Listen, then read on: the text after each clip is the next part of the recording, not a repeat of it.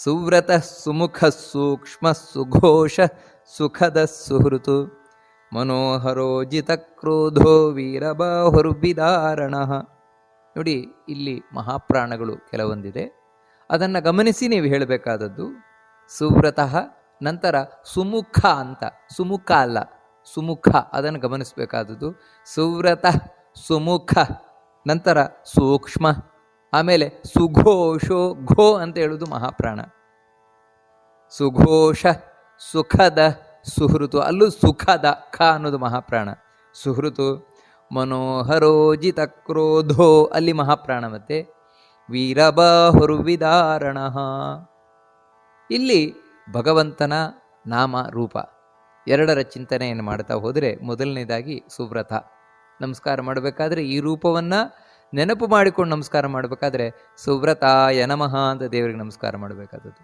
ಯಾಕೆ ದೇವರಿಗೆ ಸುವ್ರತ ಅಂತ ಕರೀತಾರೆ ಅಂತ ಹೇಳಿದ್ರೆ, ಸು ಅಂತ ಹೇಳಿದ್ರೆ ಸುಷ್ಟು ಸುಂದರವಾದ ಒಳ್ಳೆಯ ವ್ರತ. ವ್ರತ ಅಂದರೆ ನಿಯಮ ಇಟ್ಕೊಂಡವನು. ದೇವರು ಬಹಳ ಒಳ್ಳೆ ನಿಯಮ ಇಟ್ಕೊಂಡಿದ್ದಾನಂತೆ.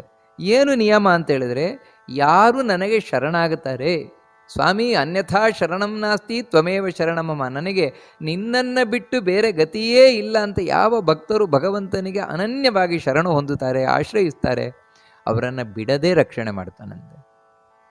ಬಿಡದೆ ರಕ್ಷಣೆ ಮಾಡ್ತಾನೆ ಅನ್ನುವುದು ಹೇಗೆ ಖಾತ್ರಿ ಅಂದರೆ, ಅದೇ ಅವನ ವ್ರತ, ನಿಯಮ, ದೇವರದ್ದು ಕಂಪಲ್ಸರಿ ಮಾಡೇ ಮಾಡ್ತಾನೆ. ಅದಕ್ಕೆ ಅವನಿಗೆ ಸುವ್ರತ ಅಂತ ಹೆಸರು ದೇವರಿಗೆ. ಅದೇ ರೀತಿ ಮುಂದಿನ ನಾಮ ಸುಮುಖ ಅಂತ. ನಮಸ್ಕಾರ ಮಾಡಬೇಕಾದ್ರೆ ಸುಮುಖಾಯ ನಮಃ ಅಂತ ದೇವರಿಗೆ ನಮಸ್ಕಾರ ಮಾಡಬೇಕಾದದ್ದು. ಇಲ್ಲೇನು ಅಂತ ಹೇಳಿದ್ರೆ, ಸು ಅಂತ ಹೇಳಿದ್ರೆ ಸುಂದರವಾದ, ಮುಖ ಅಂದರೆ ಮುಖವುಳ್ಳವನು ಅಂತ, ಸುಂದರವಾದ ಮುಖವುಳ್ಳವನು. ಅದೇ ಭಾಗವತ ಹೇಳ್ತದಲ್ಲ, ಸಾಕ್ಷಾತ್ ಮನ್ಮಥ ಮನ್ಮಥ ಅಂತ. ಪುರುಷರಲ್ಲಿ ಅತ್ಯಂತ ಸುಂದರ ಅಂದರೆ ಮನ್ಮಥ, ಆದರೆ ಮನ್ಮಥನಿಗೂ ತಂದೆಯಾದವನಿವನು ಮನ್ಮಥ ಮನ್ಮಥ. ಅದಕ್ಕಾಗಿ ವಿಷ್ಣುವಿಗೆ ಸರಿಸಾಟಿಯಾದ ಇನ್ನೊಬ್ಬ ಸುಂದರನಾದ ವ್ಯಕ್ತಿಯೇ ಇಲ್ವಂತೆ. ಅದಕ್ಕೋಸ್ಕರ ಮೋಕ್ಷದಲ್ಲಿ ಭಗವಂತನ ಲೋಕದಲ್ಲಿ ಎಲ್ಲಕ್ಕಿಂತ ಅತ್ಯಂತ ಸುಖವಾದ ವಿಷಯ ಏನಂದರೆ ದೇವರನ್ನು ನೋಡುವುದೇ ಖುಷಿ, ದೇವರ ಮುಖವನ್ನು ಸವಿಯುವುದೇ ಖುಷಿ. ಆ ದೇವರ ಮಂದಹಾಸ, ದೇವರ ಅರಳುಗಣ್ಣಿನ ನೋಟ, ಇದೇ ಸಾಕಂತೆ ಆ ಭಕ್ತನನ್ನು ಉದ್ಧರಿಸಲಿಕ್ಕೆ, ಆ ಭಕ್ತನನ್ನು ಆನಂದ ಸಾಗರದಲ್ಲಿ ತೇಲಾಡಿಸ್ಲಿಕ್ಕೆ. ಅಂತಹ ಮುಖವುಳ್ಳವನು ಭಗವಂತ. ಅದಕ್ಕೆ ಅವನಿಗೆ ಸುಮುಖ ಅಂತ ಹೆಸರು. ಮುಂದಿನದ್ದು ಭಗವಂತನ ನಾಮ ಸೂಕ್ಷ್ಮ ಅಂತ. ನಮಸ್ಕಾರ ಮಾಡಬೇಕಾದ್ರೆ ಸೂಕ್ಷ್ಮಾಯ ನಮಃ ಅಂತ ನಮಸ್ಕಾರ ಮಾಡಬೇಕಾದದ್ದು. ಹೆಸರೇ ಹೇಳುವಂತೆ ಸೂಕ್ಷ್ಮನಾಗಿರುವವನ ಭಗವಂತ. ಅಣೋರಣೀಯಾನ್ ಮಹತೋ ಮಹೀಯಾನ್ ಅಂತ ವೇದ ಉಪನಿಷತ್ತುಗಳು ಹೇಳ್ತಾ ಇರುವಂತೆ, ನಾವು ಜಗತ್ತಿನಲ್ಲಿ ಯಾವುದು ಅತ್ಯಂತ ಸೂಕ್ಷ್ಮವಾದ ವಸ್ತು ಅಂತ ತಿಳ್ಕೊಂಡಿದ್ದೇವೆ, ವೆರಿ ಸ್ಮಾಲ್ ಪಾರ್ಟಿಕಲ್, ಅದರ ಒಳಗೂ ದೇವರು ಕೂತಿದ್ದಾನೆ ಅಂತ ಹೇಳಿದ್ರೆ ಅವನು ಇನ್ನೆಷ್ಟು ಸೂಕ್ಷ್ಮ ಇರಲಿಕ್ಕಿಲ್ಲ, ಇನ್ನೆಷ್ಟು ದೇವರು ಸ್ಮಾಲ್ ಅಂದರೆ ಸೂಕ್ಷ್ಮವಾಗಿರ್ಲಿಕ್ಕಿಲ್ಲ.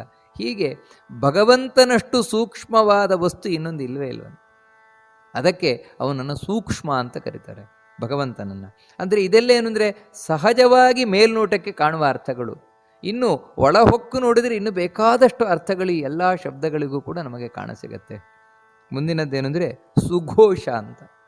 ನಮಸ್ಕಾರ ಮಾಡಬೇಕಾದ್ರೆ ಸುಘೋಷಾಯ ನಮಃ ಅಂತ ದೇವರಿಗೆ ನಮಸ್ಕಾರ ಮಾಡಬೇಕಾದದ್ದು. ಯಾಕೆ ದೇವರನ್ನು ಸುಘೋಷ ಅಂತ ಕರೀತಾರೆ ಅಂತ ಹೇಳಿದ್ರೆ, ಘೋಷ ಅಂತ ಹೇಳಿದ್ರೆ ಧ್ವನಿ. ಭಗವಂತನ ಧ್ವನಿ ಏನಿದೆ ಅತ್ಯಂತ ಸುಂದರವಾದ ಧ್ವನಿ ಅಂತೆ. ಯಾವ ರೀತಿ ಅಂತ ಹೇಳಿದ್ರೆ ವೃಷಭದ ಹಾಗೆ, ಎತ್ತು ಯಾವ ರೀತಿ ಹೇಳುತ್ತದೆ ನೋಡಿ, ಆ ರೀತಿ ಇವಾಗ ಆ ಋಷಭ ಅನ್ನುವುದೇ, ಆ ಋಷಭದ ಧ್ವನಿಯೇ ಸಂಗೀತದಲ್ಲಿ ರೀ ಅಂತಾಗಿದೆ, ಸರಿ ಅಂತ. ಆ ರೀತಿ ಅಂದರೆ ಅಂತಹ ಧ್ವನಿ ಗುಡುಗಿನ ಹಾಗೆ ಮೇಘ ಗಂಭೀರವಾದ ಧ್ವನಿ ಅಂತೆ ಭಗವಂತನದ್ದು. ಅದನ್ನು ಕೇಳಲಿಕ್ಕೆ ಆನಂದ ಅಂತ.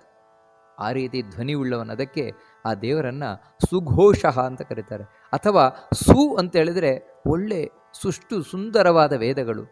ಆ ವೇದಗಳು ಭಗವಂತನನ್ನು ಘೋಷಿಸ್ತಾ ಇವೆ ಅಂತೆ, ಅಂದರೆ ಭಗವಂತನ ಬಗ್ಗೆಯೇ ತಿಳಿಸ್ತಾ ಇದೆಯಂತ. ಅದಕ್ಕೂ ಅವನನ್ನು ಸುಘೋಷ ಅಂತ ಕರೀತಾರೆ ಭಗವಂತನನ್ನು. ಮುಂದಿನದ್ದು ಸುಖದಹ ಅನ್ನುವಂತಹ ನಾಮ ರೂಪ. ಇಲ್ಲಿ ನಮಸ್ಕಾರ ಮಾಡಬೇಕಾದ್ರೆ ಸುಖದಾಯ ನಮಃ ಅಂತ ನಮಸ್ಕಾರ ಮಾಡಬೇಕಾದದ್ದು. ಏನು ಸುಖದ ಅಂತ ಹೇಳಿದ್ರೆ ಸುಖವನ್ನು ಕೊಡುವವನು ದೇವರು. ನಾನಾ ಬಗೆಯ ಸುಖವನ್ನು ಕೊಡ್ತಾನಂತೆ ದೇವರು. ಅದು ವಿಶೇಷವಾಗಿ ಮೋಕ್ಷದ ಸುಖ ಅಲ್ಲ, ಉಳಿದವರು ಕೊಡ್ತಾರಲ್ವ ಅಂದರೆ ಉಳಿದ ದೇವತೆಗಳೆಲ್ಲ ಕೊಡ್ತಾರೆ. ಅದೆಂಥ ಸುಖ ಅಂತ ಹೇಳಿದ್ರೆ ದುಃಖದಿಂದ ಮಿಶ್ರಿತವಾದ ಸುಖ. ಅದಕ್ಕಾಗಿ ಆ ಎಲ್ಲವೂ ಕೂಡ ಮೊದಲು ಸುಖವಾಗಿರ್ತದೆ. ಮೊದಲು ತೋರುತ್ತಿದೆ ಮಧುರ ವಿಷಯ ಸುಖ, ಕಡೆಯಲ್ಲಿ ದುಃಖ ಅನೇಕ. ಆದರೆ ನಾರಾಯಣ ಕೃಷ್ಣ ಏನು ಸುಖವನ್ನು ಕೊಡ್ತಾನೆ ಅದಕ್ಕೆ ಕೊನೆ ಇಲ್ಲ. ಮತ್ತು ಅದು ದುಃಖದಲ್ಲಿ ಮುಗಿಯುವಂಥದ್ದಲ್ಲ. ಮತ್ತು ಕಡೆವರೆಗೂ ಸುಖವೇ ಆಗಿರುವುದು. ಕಡೆವರೆಗೂ ಎಲ್ಲಿವರೆಗೆ ಅಂದರೆ ಅದಕ್ಕೆ ಕಡೆಯೇ ಇಲ್ಲದಷ್ಟು. ಆ ರೀತಿ ಸುಖವನ್ನು ಗುಣಿಸುವವನು ಭಗವಂತ. ಅದಕ್ಕೆ ಅವನನ್ನು ಸುಖದ ಅಂತ ಕರೀತಾರೆ ಭಗವಂತನನ್ನು. ಇನ್ನು ಸುಹೃತ್ ಅನ್ನುವುದು ಮುಂದಿನದ್ದು ಭಗವಂತನ ನಾಮ. ನಮಸ್ಕಾರ ಮಾಡಬೇಕಾದ್ರೆ ಸುಹೃದಾಯ ನಮಃ ಅಂತ ನಮಸ್ಕಾರ ಮಾಡಬೇಕಾದದ್ದು. ಯಾಕೆ ದೇವರನ್ನು ಸುಹೃತ್ ಅಂತ ಕರೀತಾರೆ ಅಂತ ಹೇಳಿದ್ರೆ, ದೇವರು ನಮಗೆ ಉಪಕಾರ ಮಾಡುವವನಂತೆ. ಯಾವ ರೀತಿ ಉಪಕಾರ ಮಾಡ್ತಾನೆ ಅಂತ ಹೇಳಿದ್ರೆ, ನಮ್ಮಿಂದ ಏನನ್ನು ಬಯಸುವುದಿಲ್ವಂತೆ ದೇವರು. ಏನನ್ನು ಬಯಸುವುದಿಲ್ಲ ಅಂದರೆ ಪ್ರತ್ಯುಪಕಾರವನ್ನು ಬಯಸದೇ ಉಪಕಾರ ಮಾಡುವವನು ದೇವರು. ಅಲ್ಲ, ಹಾಗಿದ್ರೆ ನಾವು ಯಾಕ್ರಿ ದೇವರು ಪೂಜೆ ಮಾಡಬೇಕು? ನಾನು ಯಾಕೆ ದೇವರು ನನ್ನನ್ನು ಪೂಜೆ ಮಾಡು, ನನ್ನನ್ನು ಆರಾಧನೆ ಮಾಡು, ನನಗೋಸ್ಕರ ವ್ರತ ಮಾಡು ಇದೆಲ್ಲ ಹೇಳ್ತಾ ಇರ್ತಾನಲ್ವ ದೇವರು ಭಗವದ್ಗೀತೆ ಮುಂತಾದವುಗಳಲ್ಲೆಲ್ಲ. ಯಾಕಂತ ಹೇಳಿದ್ರೆ ಭಗವಂತ ಏನನ್ನೂ ಬಯಸದೆ ನಮಗೆ ಉಪಕಾರ ಮಾಡ್ತಾನೆ ಅಂತ ಹೇಳಿದ್ರೆ ಇದೆಲ್ಲ ಬಯಸಬಾರ್ದು ಅಂತ ಹೇಳಿದ್ರೆ ಖಂಡಿತವಾಗಿಯೂ ದೇವರಿಗೆ ಇದು ಯಾವುದಾದ್ರೂ ಅಪೇಕ್ಷೆ ಇಲ್ಲ. ಯಾಕಂದರೆ ಅಪೇಕ್ಷೆ ಇಟ್ಕೊಂಡೇ ಕೊಡ್ತಾನೆ ಅಂತಾಗಿದ್ದರೆ ಯಾರು ತನ್ನನ್ನು ಸ್ತೋತ್ರ ಮಾಡ್ತಾರೆ ಅವ್ರಿಗೆ ಮಾತ್ರ ನಾನು ಕೊಡ್ತೇನೆ ಅಂತ ಹೇಳಿದರೆ ಇಲ್ಲಿವರೆಗೆ ನಾಸ್ತಿಕರು ಬದುಕಲಿಕ್ಕೆ ಸಾಧ್ಯವಾಗ್ತಾ ಇರಲಿಲ್ಲ, ದೈತ್ಯರು ಬದುಕಲಿಕ್ಕೆ ಸಾಧ್ಯವಾಗ್ತಾ ಇರಲಿಲ್ಲ. ಆದರೆ ಭಗವಂತ ಹಾಗಲ್ಲ, ತನ್ನನ್ನು ದ್ವೇಷಿಸುವವರನ್ನೂ ಕೂಡ ಬದುಕಿಸ್ತಾನೆ. ತನ್ನನ್ನು ಅಲ್ಲಗಳೆಯುವವರನ್ನು, ದೇವರೇ ಇಲ್ಲ ಅನ್ನುವವರನ್ನು ರಕ್ಷಿಸುವವನು ದೇವರೇ. ಯಾಕಂದರೆ ಅವನು ಏನನ್ನೂ ನೋಡಿಕೊಂಡು ನಮಗೆ ಉಪಕಾರ ಮಾಡ್ತಾ ಇಲ್ಲ, ಮತ್ತೇನು ಅಂದರೆ ಏನನ್ನೂ ಬಯಸದ ನಮಗೆ ಉಪಕಾರ ಮಾಡ್ತಾ ಇದ್ದಾನೆ. ಹಾಗಿದ್ರೆ ಪೂಜಾದಿಗಳನ್ನು ಯಾಕೆ ಮಾಡಬೇಕು ಅಂದರೆ ಇನ್ನೇನಲ್ಲ, ನಾವು ಒಳ್ಳೆಯವರಾಗಲಿಕ್ಕೋಸ್ಕರ. ಯಾವ ವ್ಯಕ್ತಿ ಮಾಡಿದ ಉಪಕಾರವನ್ನು ನೆನಪಿಟ್ಟುಕೊಂಡಿರ್ತಾನೆ ಅವನನ್ನು ಒಳ್ಳೆ ವ್ಯಕ್ತಿ ಅಂತ ಕರೀತಾರೆ, ಕೃತಜ್ಞ. ಯಾರು ಮಾಡಿದ ಉಪಕಾರವನ್ನು ಮರಿತಾನೆ ಅದಕ್ಕೆ ಕೃತಜ್ಞ, ಅವನನ್ನೇ ಪಾಪಿ ಅಂತ ಕರೆಯುವಂಥದ್ದು. ನಾವು ಕೂಡ ಹಾಗೆ, ದೇವರು ಎಷ್ಟು ಉಪಕಾರ ಮಾಡ್ತಾ ಇದ್ದಾನೆ, ಅವನಿಗೇನು ನಮ್ಮ ಹೊಗಳಿಕೆ ಬೇಕಾಗಿಲ್ಲ, ಅವನಿಗೇನು ನಮ್ಮ ಪೂಜೆ ಬೇಕಾಗಿಲ್ಲ. ಆದರೆ ನಮ್ಮ ಕರ್ತವ್ಯ ಅಲ್ವಾ ಅದು. ದೇವರಿಂದ ಅಷ್ಟು ಉಪಕಾರವನ್ನು ಪಡೆದು ನಮ್ಮಿಂದ ಏನನ್ನೂ ಬಯಸದ ಆ ವ್ಯಕ್ತಿಯನ್ನು ನಾವು ಹೊಗಳದೇ ಇದ್ದರೆ ನಾವೆಷ್ಟು ಪಾಪಿಗಳಾಗಿಬಿಡ್ತೇವೆ. ಆ ಕಾರಣದಿಂದಾಗಿ ದೇವರನ್ನು ನಾವು ಆರಾಧನೆ ಮಾಡಬೇಕಾದದೇ ಹೊರತು ಅವನು ಸುಹೃತ್, ಏನನ್ನೂ ಬಯಸದೆ ನಮ್ಮನ್ನು ಉಪಕಾರ ಮಾಡುವವನು. ಮತ್ತು ಇನ್ನೊಂದು ಏನಂದರೆ, ನಾವು ಎಷ್ಟೇ ದೇವರು ಪೂಜೆ ಮಾಡಿದರೂ ಕೂಡ ಅವನು ಎಷ್ಟು ಉಪಕಾರವನ್ನು ಮಾಡ್ತಾ ಇದ್ದಾನೆ, ಅದರ ಮುಂದೆ ನಾವೇನು ಕೊಟ್ಟೆವು? ಭಗವಂತನಿಗೇನು ಕೊಡ್ಲಿಕ್ಕೆ ಸಾಧ್ಯ? ಯಾಕಂತ ಹೇಳಿದ್ರೆ ಅವನು ಈ ದೇಹವನ್ನೇ ಕೊಟ್ಟಿದ್ದಾನೆ, ಪ್ರಾಣವನ್ನು ಕೊಟ್ಟಿದ್ದಾನೆ, ಬದುಕಿಸ್ತಾ ಇದ್ದಾನೆ. ಕ್ಷಣ ಕ್ಷಣದಲ್ಲಿ ನಮಗೇನು ಬೇಕೋ ಎಲ್ಲ ಈ ಲೋಕದಲ್ಲಿ ಕೊಡ್ತಾ ಇದ್ದಾನೆ. ಅಂಥ ಭಗವಂತನಿಗೆ ನಾವು ಏನು ಕೊಡ್ಲಿಕ್ಕೆ ಸಾಧ್ಯ? ಇಷ್ಟೇ, ಭೂಯಿಷ್ಟಾಂತೇ ನಮ ಮುಕ್ತಿಂ ವಿಧೇಮ, ದೇವರೇ ನೀನೇ ಕೊಟ್ಟದ್ದನ್ನು ನಿನಗೆ ಅರ್ಪಣೆ ಮಾಡ್ತಾ ಇದ್ದೇನೆ ಅನ್ನುವುದೇ ನಾವು ಮಾಡುವ ದೇವರ ಪೂಜೆ, ಅದೇ ಕೃತಜ್ಞತೆ. ಅದರಿಂದ ಭಗವಂತನಿಗೆ ಬೇಕಾಗಿಲ್ಲ, ಅದನ್ನು ತಿಳಿಸ್ಲಿಕ್ಕೆ ಸುಹೃತ್ ಅಂತ ಇಲ್ಲಿ ಹೇಳ್ತಾ ಇರುವುದು. ಮುಂದಿನದು ಭಗವಂತನ ನಾಮ ಮನೋಹರ ಅಂತ. ನಮಸ್ಕಾರ ಮಾಡಬೇಕಾದ್ರೆ ಮನೋಹರಾಯ ನಮಃ ಅಂತ ನಮಸ್ಕಾರ ಮಾಡಬೇಕಾದದ್ದು. ದೇವರು ಸುಂದರ ಅಂತೆ. ಎಷ್ಟು ಸುಂದರ ಅಂತ ಹೇಳಿದ್ರೆ ಹಿಂದೆ ಒಂದು ಕೇಳಿದ್ವು ಸುಮುಖ ಅಂತ. ಒಳ್ಳೆ ಮುಖವುಳ್ಳವನು. ಬರೀ ಮುಖ ಮಾತ್ರ ಅಲ್ಲ, ಪ್ರತಿಯೊಂದು ಅಂಗ ಅವಯವಗಳೂ ಕೂಡ ಭಗವಂತನದ ಅತ್ಯಂತ ಸುಂದರ. ಒಂದೊಂದು ಅಂಗ ಅವಯವಗಳು ಕೂಡ. ಹಾಗಿದ್ರೆ ನೋಡ್ಲಿಕ್ಕೆ ಮಾತ್ರ ಸುಂದರ ಅಂತ ಹೇಳ್ತೀರಾ? ಇಲ್ಲ. ಮತ್ತೆ ಆ ಭಗವಂತನ ಒಂದೊಂದು ನುಡಿಗಟ್ಟುಗಳು ಅಷ್ಟು ಸುಂದರ. ಬರೀ ಮಾತು ಮಾತ್ರ ಸುಂದರ ಅಂತ ಹೇಳ್ತೀರಾ? ಭಗವಂತನ ಮನಸ್ಸಂತೂ ಅತಿ ಸುಂದರ, ಅತ್ಯಂತ ಒಳ್ಳೆ ಮನಸ್ಸುಳ್ಳವನು. ಅದಕ್ಕೋಸ್ಕರ ಯಾರು ದೇವರನ್ನು ಒಮ್ಮೆ ನೋಡ್ತಾರೆ, ಯಾರು ದೇವರ ಮಾತನ್ನು ಒಮ್ಮೆ ಕೇಳ್ತಾರೆ, ಯಾರು ದೇವರ ಮನಸ್ಸನ್ನು ಒಮ್ಮೆ ಅರ್ಥ ಮಾಡಿಕೊಳ್ತಾರೆ, ಯಾವತ್ತಿಂದ ಯಾವತ್ತಿಗೂ ಅವರು ಮತ್ತೆ ದೇವರನ್ನು ಬಿಡೋಲ್ಲ. ದೇವರೇ ಬೇಕು ಅಂತ ಕೂತು ಬಿಡ್ತಾರೆ. ಯಾಕಂದರೆ ಅಂಥ ಮನೋಹರ ಅವನು. ನಮ್ಮ ಮನಸ್ಸನ್ನೇ ಅಪಹರಿಸಿ ಬಿಡುವವನು ಭಗವಂತ. ಇಷ್ಟೇ, ದೇವರ ಪರಿಚಯ ಇಲ್ಲ, ಅದಕ್ಕಾಗಿ ಜಗತ್ತನ್ನು ನಾವು ಮನಸ್ಸಿನಲ್ಲಿ ಯೋಚನೆ ಮಾಡ್ತಾ ಇದ್ದೇವೆ. ಯಾವಾಗ ದೇವರ ನಿಜವಾದ ಪರಿಚಯ ಆಯಿತು, ಆ ಮನೋಹರನ ಪರಿಚಯ ಆಯಿತು, ಆಮೇಲೆ ಆ ಮನಸ್ಸು ದೇವರನ್ನು ಬಿಟ್ಟು ಬೇರೆ ಕಡೆ ಇಷ್ಟಪಡುವುದೇ ಇಲ್ಲ. ಅದಕ್ಕೆ ನಿಜವಾದ ಮನೋಹರ ಅವನು, ಅಂದರೆ ಮನಸ್ಸನ್ನು ಅಪಹರಿಸುವ ಭಗವಂತ. ಮುಂದಿನದ್ದು ಭಗವಂತನ ನಾಮ ಜಿತಕ್ರೋಧ ಅಂತ. ನಮಸ್ಕಾರ ಮಾಡಬೇಕಾದ್ರೆ ಜಿತಕ್ರೋಧಾಯ ನಮಃ ಅಂತ ನಮಸ್ಕಾರ ಮಾಡುವುದು. ಏನು ಜಿತಕ್ರೋಧ ಅಂದರೆ ಕೋಪವನ್ನು ಗೆದ್ದವನು ದೇವರು. ಅಂದರೆ ದೇವರಿಗೆ ಕೋಪ ಅನ್ನೋದು ಬರುವುದೇ ಇಲ್ವಂತೆ. ಯಾವತ್ತೂ ದೇವರಿಗೆ ಕೋಪ ಬರೋದೇ ಇಲ್ವಂತೆ. ಯಾಕಂದರೆ ಕೋಪ ಅನ್ನುವುದೊಂದು ದೋಷ. ಸಿಟ್ಟು, ಆನಂತರ ಆಸೆ, ಹೊಟ್ಟೆ ಕಿಚ್ಚು, ಇವೆಲ್ಲ ದೋಷಗಳು. ಈ ದೋಷಗಳು ದೇವರಲ್ಲಿತ್ತು ಅಂತ ಹೇಳಿದ್ರೆ ಅವನು ಹೇಗ್ರಿ ದೇವರಾಗ್ಲಿಕ್ಕೆ ಸಾಧ್ಯ? ಅಂಥ ದೇವರನ್ನು ನಾವು ನಂಬಲಿಕ್ಕಾದ್ರೂ ಹೇಗೆ ಸಾಧ್ಯ? ಯಾಕಂತ ಹೇಳಿದ್ರೆ ಈ ಸಿಟ್ಟಿನಲ್ಲಿ ಕೂಡಿರೋನು ಯಾವಾಗ ಏನು ಮಾಡ್ತಾನೆ ಹೇಳಲಿಕ್ಕೆ ಬರೋಲ್ಲ. ಆಸೆ ಬುರುಕನಾದವನು ಯಾವಾಗ ಏನಾಗ್ತಾನೆ ಹೇಳಲಿಕ್ಕೆ ಬರೋಲ್ಲ. ಅಂಥ ದೇವರನ್ನು ನಂಬಲಿಕ್ಕೆ ಬರ್ತದ? ನಂಬಿ ಬದುಕಲಿಕ್ಕೆ ಬರ್ತದ? ಈ ಮನುಷ್ಯರನ್ನು ನಂಬದಾಗೆ ಆಗೋಯ್ತಲ್ವ ದೇವರನ್ನು ನಂಬಿದ್ರು ಅಂತ ಹೇಳಿದ್ರೆ ಅದಕ್ಕೆ ವಿಷ್ಣು ಸಹಸ್ರನಾಮ ಹೇಳ್ತಾ ಇದೆ. ಇಲ್ಲ, ಭಗವಂತ ಸಿಟ್ಟನ್ನು ಗೆದ್ದವನು, ಸಿಟ್ಟೇ ಹತ್ತಿರ ಬರದವನು. ಯಾರು ತನ್ನನ್ನು ಉಪಾಸನೆ ಮಾಡ್ತಾರೆ ಅವರ ಸಿಟ್ಟನ್ನು ತೆಗೆಯುವವನು ಭಗವಂತ. ಅದಕ್ಕೆ ಅವನನ್ನು ಜಿತಕ್ರೋಧ ಅಂತ ಕರೀತಾರೆ ಭಗವಂತನನ್ನು. ಹಾಗಿದ್ರೆ ನರಸಿಂಹನಾಗಿ ಸಿಟ್ಟು ಮಾಡಿದ್ನಲ್ವಾ? ಕೇವಲ ಸಿಟ್ಟಿನ ಪ್ರದರ್ಶನ ಅಷ್ಟೇ ಅದು. ಒಳಗಿನಿಂದ ಸಿಟ್ಟಿಲ್ಲ ಭಗವಂತನಿಗೆ, ಕೇವಲ ಹೊರಗಿನಿಂದ ಪ್ರದರ್ಶನ ಅದು. ಯಾಕಂದರೆ ದುಷ್ಟರ ಸಂಹಾರಕ್ಕೋಸ್ಕರ. ಹೋ ಹಾಗಿದ್ರೆ ದುಷ್ಟರ ಮೇಲೆ ಸಿಟ್ಟಿದೆಯಲ್ವ ದೇವರಿಗೆ ಅಂತ ಹೇಳಿದರೆ ಇಲ್ಲ, ದೇವರಿಗೆ ದುಷ್ಟರ ಮೇಲೂ ಸಿಟ್ಟಿಲ್ಲ. ಯಾಕಂತ ಹೇಳಿದ್ರೆ ದುಷ್ಟರೂ ನಾವು ಯಾರನ್ನ ಲೋಕದಲ್ಲಿ ತಿಳಿತೇವೆ ಅವನನ್ನು ದೇವರು ಸಂಹಾರ ಮಾಡ್ತಾನೆ. ಸಂಹಾರ ಮಾಡಿ ಅವನು ಕೈ ಬಿಟ್ಟ ಅಂತ ತಿಳ್ಕೊಂಡ್ರ? ಇಲ್ಲ, ಮತ್ತೆ ಅವನನ್ನು ಕೊಂದು ಕೂಡ ದೇವರ ನಂತರ ಅವನನ್ನು ರಕ್ಷಣೆ ಮಾಡ್ತಾನೆ. ಯಾಕಂದರೆ ಅವನು ಸತ್ತೋದ ಅಂತ ಹೇಳ್ಕೊಳ್ಳಿ, ಸತ್ತೋದ ಮೇಲೂ ಕೂಡ ಅವನನ್ನು ಮತ್ತೆ ಇನ್ನೊಂದು ದೇಹದಲ್ಲಿ ಹುಟ್ಟಿಸುವವನು ಯಾರು? ಇವನೇ ತಾನೆ. ಅಲ್ಲೇ ಅವನಿಗೆ ಬೇಕಾದದ್ದು ಕೊಡುವುದು ಇವನೇ ತಾನೆ. ಅದಕ್ಕೋಸ್ಕರ ಭಗವಂತನಿಗೆ ಸಿಟ್ಟೇ ಇಲ್ಲ ಯಾವತ್ತು. ಹಾಗಂತ ಸಿಟ್ಟೇ ಇಲ್ಲ ಅಂತ ಅವನ ತಲೆ ಮೇಲೆ ಕೂತ್ರೆ ದೇವರು ಬಿಡುವುದೂ ಇಲ್ಲ. ಕಾರಣ ಏನು ಅಂತ ಹೇಳಿದ್ರೆ, ನೀನು ಯಾವ ರೀತಿ ಬದುಕಬೇಕು ಸಜ್ಜನನಾಗಿ ಆ ರೀತಿ ಬದುಕಬೇಕಾದದ್ದು ನಿನ್ನ ಕರ್ತವ್ಯ, ಅದು ಧರ್ಮ. ಈ ರೀತಿ ಧರ್ಮ ಸಂರಕ್ಷಣೆಗಾಗಿ ಭಗವಂತ ತಾನಿಲ್ಲಿ ಏನು ಬೇಕೋ ಅದನ್ನು ಮಾಡ್ತಾನೆ ಇರ್ತಾನೆ ಹೊರತು ವೈಯಕ್ತಿಕವಾಗಿ ದೇವರಿಗೆ ಯಾರ ಮೇಲೂ ಸಿಟ್ಟು ಇಲ್ಲ. ಅಷ್ಟು ಒಳ್ಳೆಯವನು. ಅದಕ್ಕೋಸ್ಕರ ಅವನ ಜಿತಕ್ರೋಧ ಅಂತ ವಿಷ್ಣು ಸಹಸ್ರನಾಮ ಹೇಳ್ತದೆ. ಮುಂದಿನದ್ದು ಭಗವಂತನ ರೂಪ ವೀರಬಾಹು ಅಂತ. ನಮಸ್ಕಾರ ಮಾಡಬೇಕಾದ್ರೆ ವೀರಬಾಹವೇ ನಮಃ ಅಂತ ನಮಸ್ಕಾರ ಮಾಡಬೇಕಾದದ್ದು. ಯಾಕೆ ದೇವರನ್ನು ವೀರಬಾಹು ಅಂತ ಕರೀತಾರೆ ಅಂದರೆ, ಬಾಹು ಅಂದರೆ ತೋಳುಗಳು. ದೇವರ ತೋಳುಗಳೇನಿದೆ ಅತ್ಯಂತ ವೀರ. ವೀರ ಅಂದರೆ ಸಮರ್ಥವಾದ ತೋಳುಗಳಂತೆ. ಯಾರನ್ನ ಅಂದರೆ ದುಷ್ಟರನ್ನು ಸಂಹರಿಸುವಲ್ಲಿ. ಅಂದರೆ ದೇವರ ತೋಳಿನಲ್ಲಿ ಸಿಕ್ಕಿದವನು ಮತ್ತೆ ವಾಪಸ್ ಬರಲಿಕ್ಕೆ ಸಾಧ್ಯವೇ ಇಲ್ಲ. ಅಂಥ ಬಲಿಷ್ಠವಾದ ತೋಳುಗಳವು. ಇಡೀ ಮಂದರಗಿರಿಯನ್ನು ಎತ್ತಿದಂತಹ ತೋಳು. ಮತ್ತು ಇನ್ನೊಂದೇನೆಂದರೆ ಆ ತೋಳನ್ನು ರಕ್ಷಣೆ ನಿಯಂತ್ರಣ ಮಾಡುವವರು ಯಾರ್ಯಾರೂ ಇಲ್ಲ. ಸ್ವತಂತ್ರವಾದ ತೋಳುಗಳವು ಭಗವಂತನದ್ದು. ಇಡೀ ಜಗತ್ತನ್ನು ಎತ್ತಿ ಹಿಡಿದ ತೋಳು, ನಮ್ಮೆಲ್ಲರನ್ನು ಉದ್ಧರಿಸುವ ತೋಳು. ಎಲ್ಲಕ್ಕಿಂತ ಮುಖ್ಯವಾಗಿ ಸಂಸಾರ ಸಾಗರದಲ್ಲಿ ಬಿದ್ದು ಯಾರು ಓಡಾಡ್ತಾ ಇದ್ದಾರೆ ಅಂದರೆ, ಈ ಸಂಸಾರದ ಬಾವಿಯಲ್ಲಿ ಯಾರು ಬಿದ್ದು ಒದ್ದಾಡ್ತಾ ಇದ್ದಾರೆ ಅವರನ್ನು ಕೈ ಹಿಡಿದು ಮೇಲಕ್ಕೆತ್ತುವಂತಹ ತೋಳದು. ಅದಕ್ಕೆ ಇಂದಿರೇಶ ಕರಂಗೃಹನ್ ವರ್ತಯ ನಿಂದ್ಯವರ್ತ್ಮನಿ, ದೇವರ ಹತ್ರ ಪ್ರಾರ್ಥನೆ ಮಾಡೋದೇ ಅದು. ದೇವರೇ, ನನ್ನ ಈ ಕೈಯನ್ನು ಎತ್ತಿ ಹಿಡಿದು ಮೇಲಕ್ಕೆತ್ತು ನನ್ನನ್ನು ಅಂತ. ಅಂಥ ನಮ್ಮನ್ನು ಮೇಲಕ್ಕೆತ್ತುವ ತೋಳದು ಅಂತ. ಅದಕ್ಕೆ ವೀರಬಾಹು ಭಗವಂತನದ್ದು. ನಂತರದ್ದು ವಿದಾರಣ. ಮುಂದಿನ ನಾಮ ವಿದಾರಣ ಅಂತ. ದೇವರಿಗೆ ನಮಸ್ಕಾರ ಮಾಡಬೇಕಾದ್ರೆ ವಿದಾರಣಾಯ ನಮಃ ಅಂತ ನಮಸ್ಕಾರ ಮಾಡಬೇಕಾದದ್ದು. ವಿದಾರಣ ಅಂದರೆ ಸೀಳುವವ ಅಂತ. ವಿಶೇಷವಾಗಿ ಸೀಳ್ತಾನಂತೆ. ಯಾರನ್ನ ಅಂದರೆ ದುಷ್ಟರನ್ನು. ದುಷ್ಟರನ್ನು ಬಿಡದೆ ಯಾವ ರೀತಿ ನರಸಿಂಹನಾಗಿ ಹಿರಣ್ಯಕಶಿಪುವನ್ನು ಸೀಳಿದ ಆ ರೀತಿ ದುಷ್ಟರನ್ನು ಸೀಳಿ ಹಾಕ್ತಾನಂತೆ ಭಗವಂತ. ಗೊತ್ತಾಗುವುದಿಲ್ಲ ಅಷ್ಟೇ. ಯಾರೋ ಒಬ್ಬ ದುಷ್ಟ ಸತ್ತ ಅಂದರೆ ತನ್ನಷ್ಟಕ್ಕೆ ಸತ್ತ ಅಂತ ತಿಳ್ಕೊಳ್ತೇವೆ, ಅಲ್ಲ. ಮತ್ತೆ ಭಗವಂತ ಸೀಳಿ ಹಾಕಿಬಿಡ್ತಾನಂತೆ. ಅಂದರೆ ದುಷ್ಟರು ಯಾರು ಲೋಕ ಕಂಟಕರಿದ್ದಾರೆ, ಸಜ್ಜನರಿಗೆ ಹಿಂಸೆ ಕೊಡುವವರಿದ್ದಾರೆ, ಅವರನ್ನು ದೇವರು ಯಾವತ್ತೂ ಬಿಡದೆ ತಾನು ವಿದಾರಣನಾಗಿ ಸೀಳಿ ಬಿಡುತ್ತಾನೆ. ಅದಕ್ಕೆ ಅವನಿಗೆ ವಿದಾರಣ ಅಂತ ಹೆಸರು.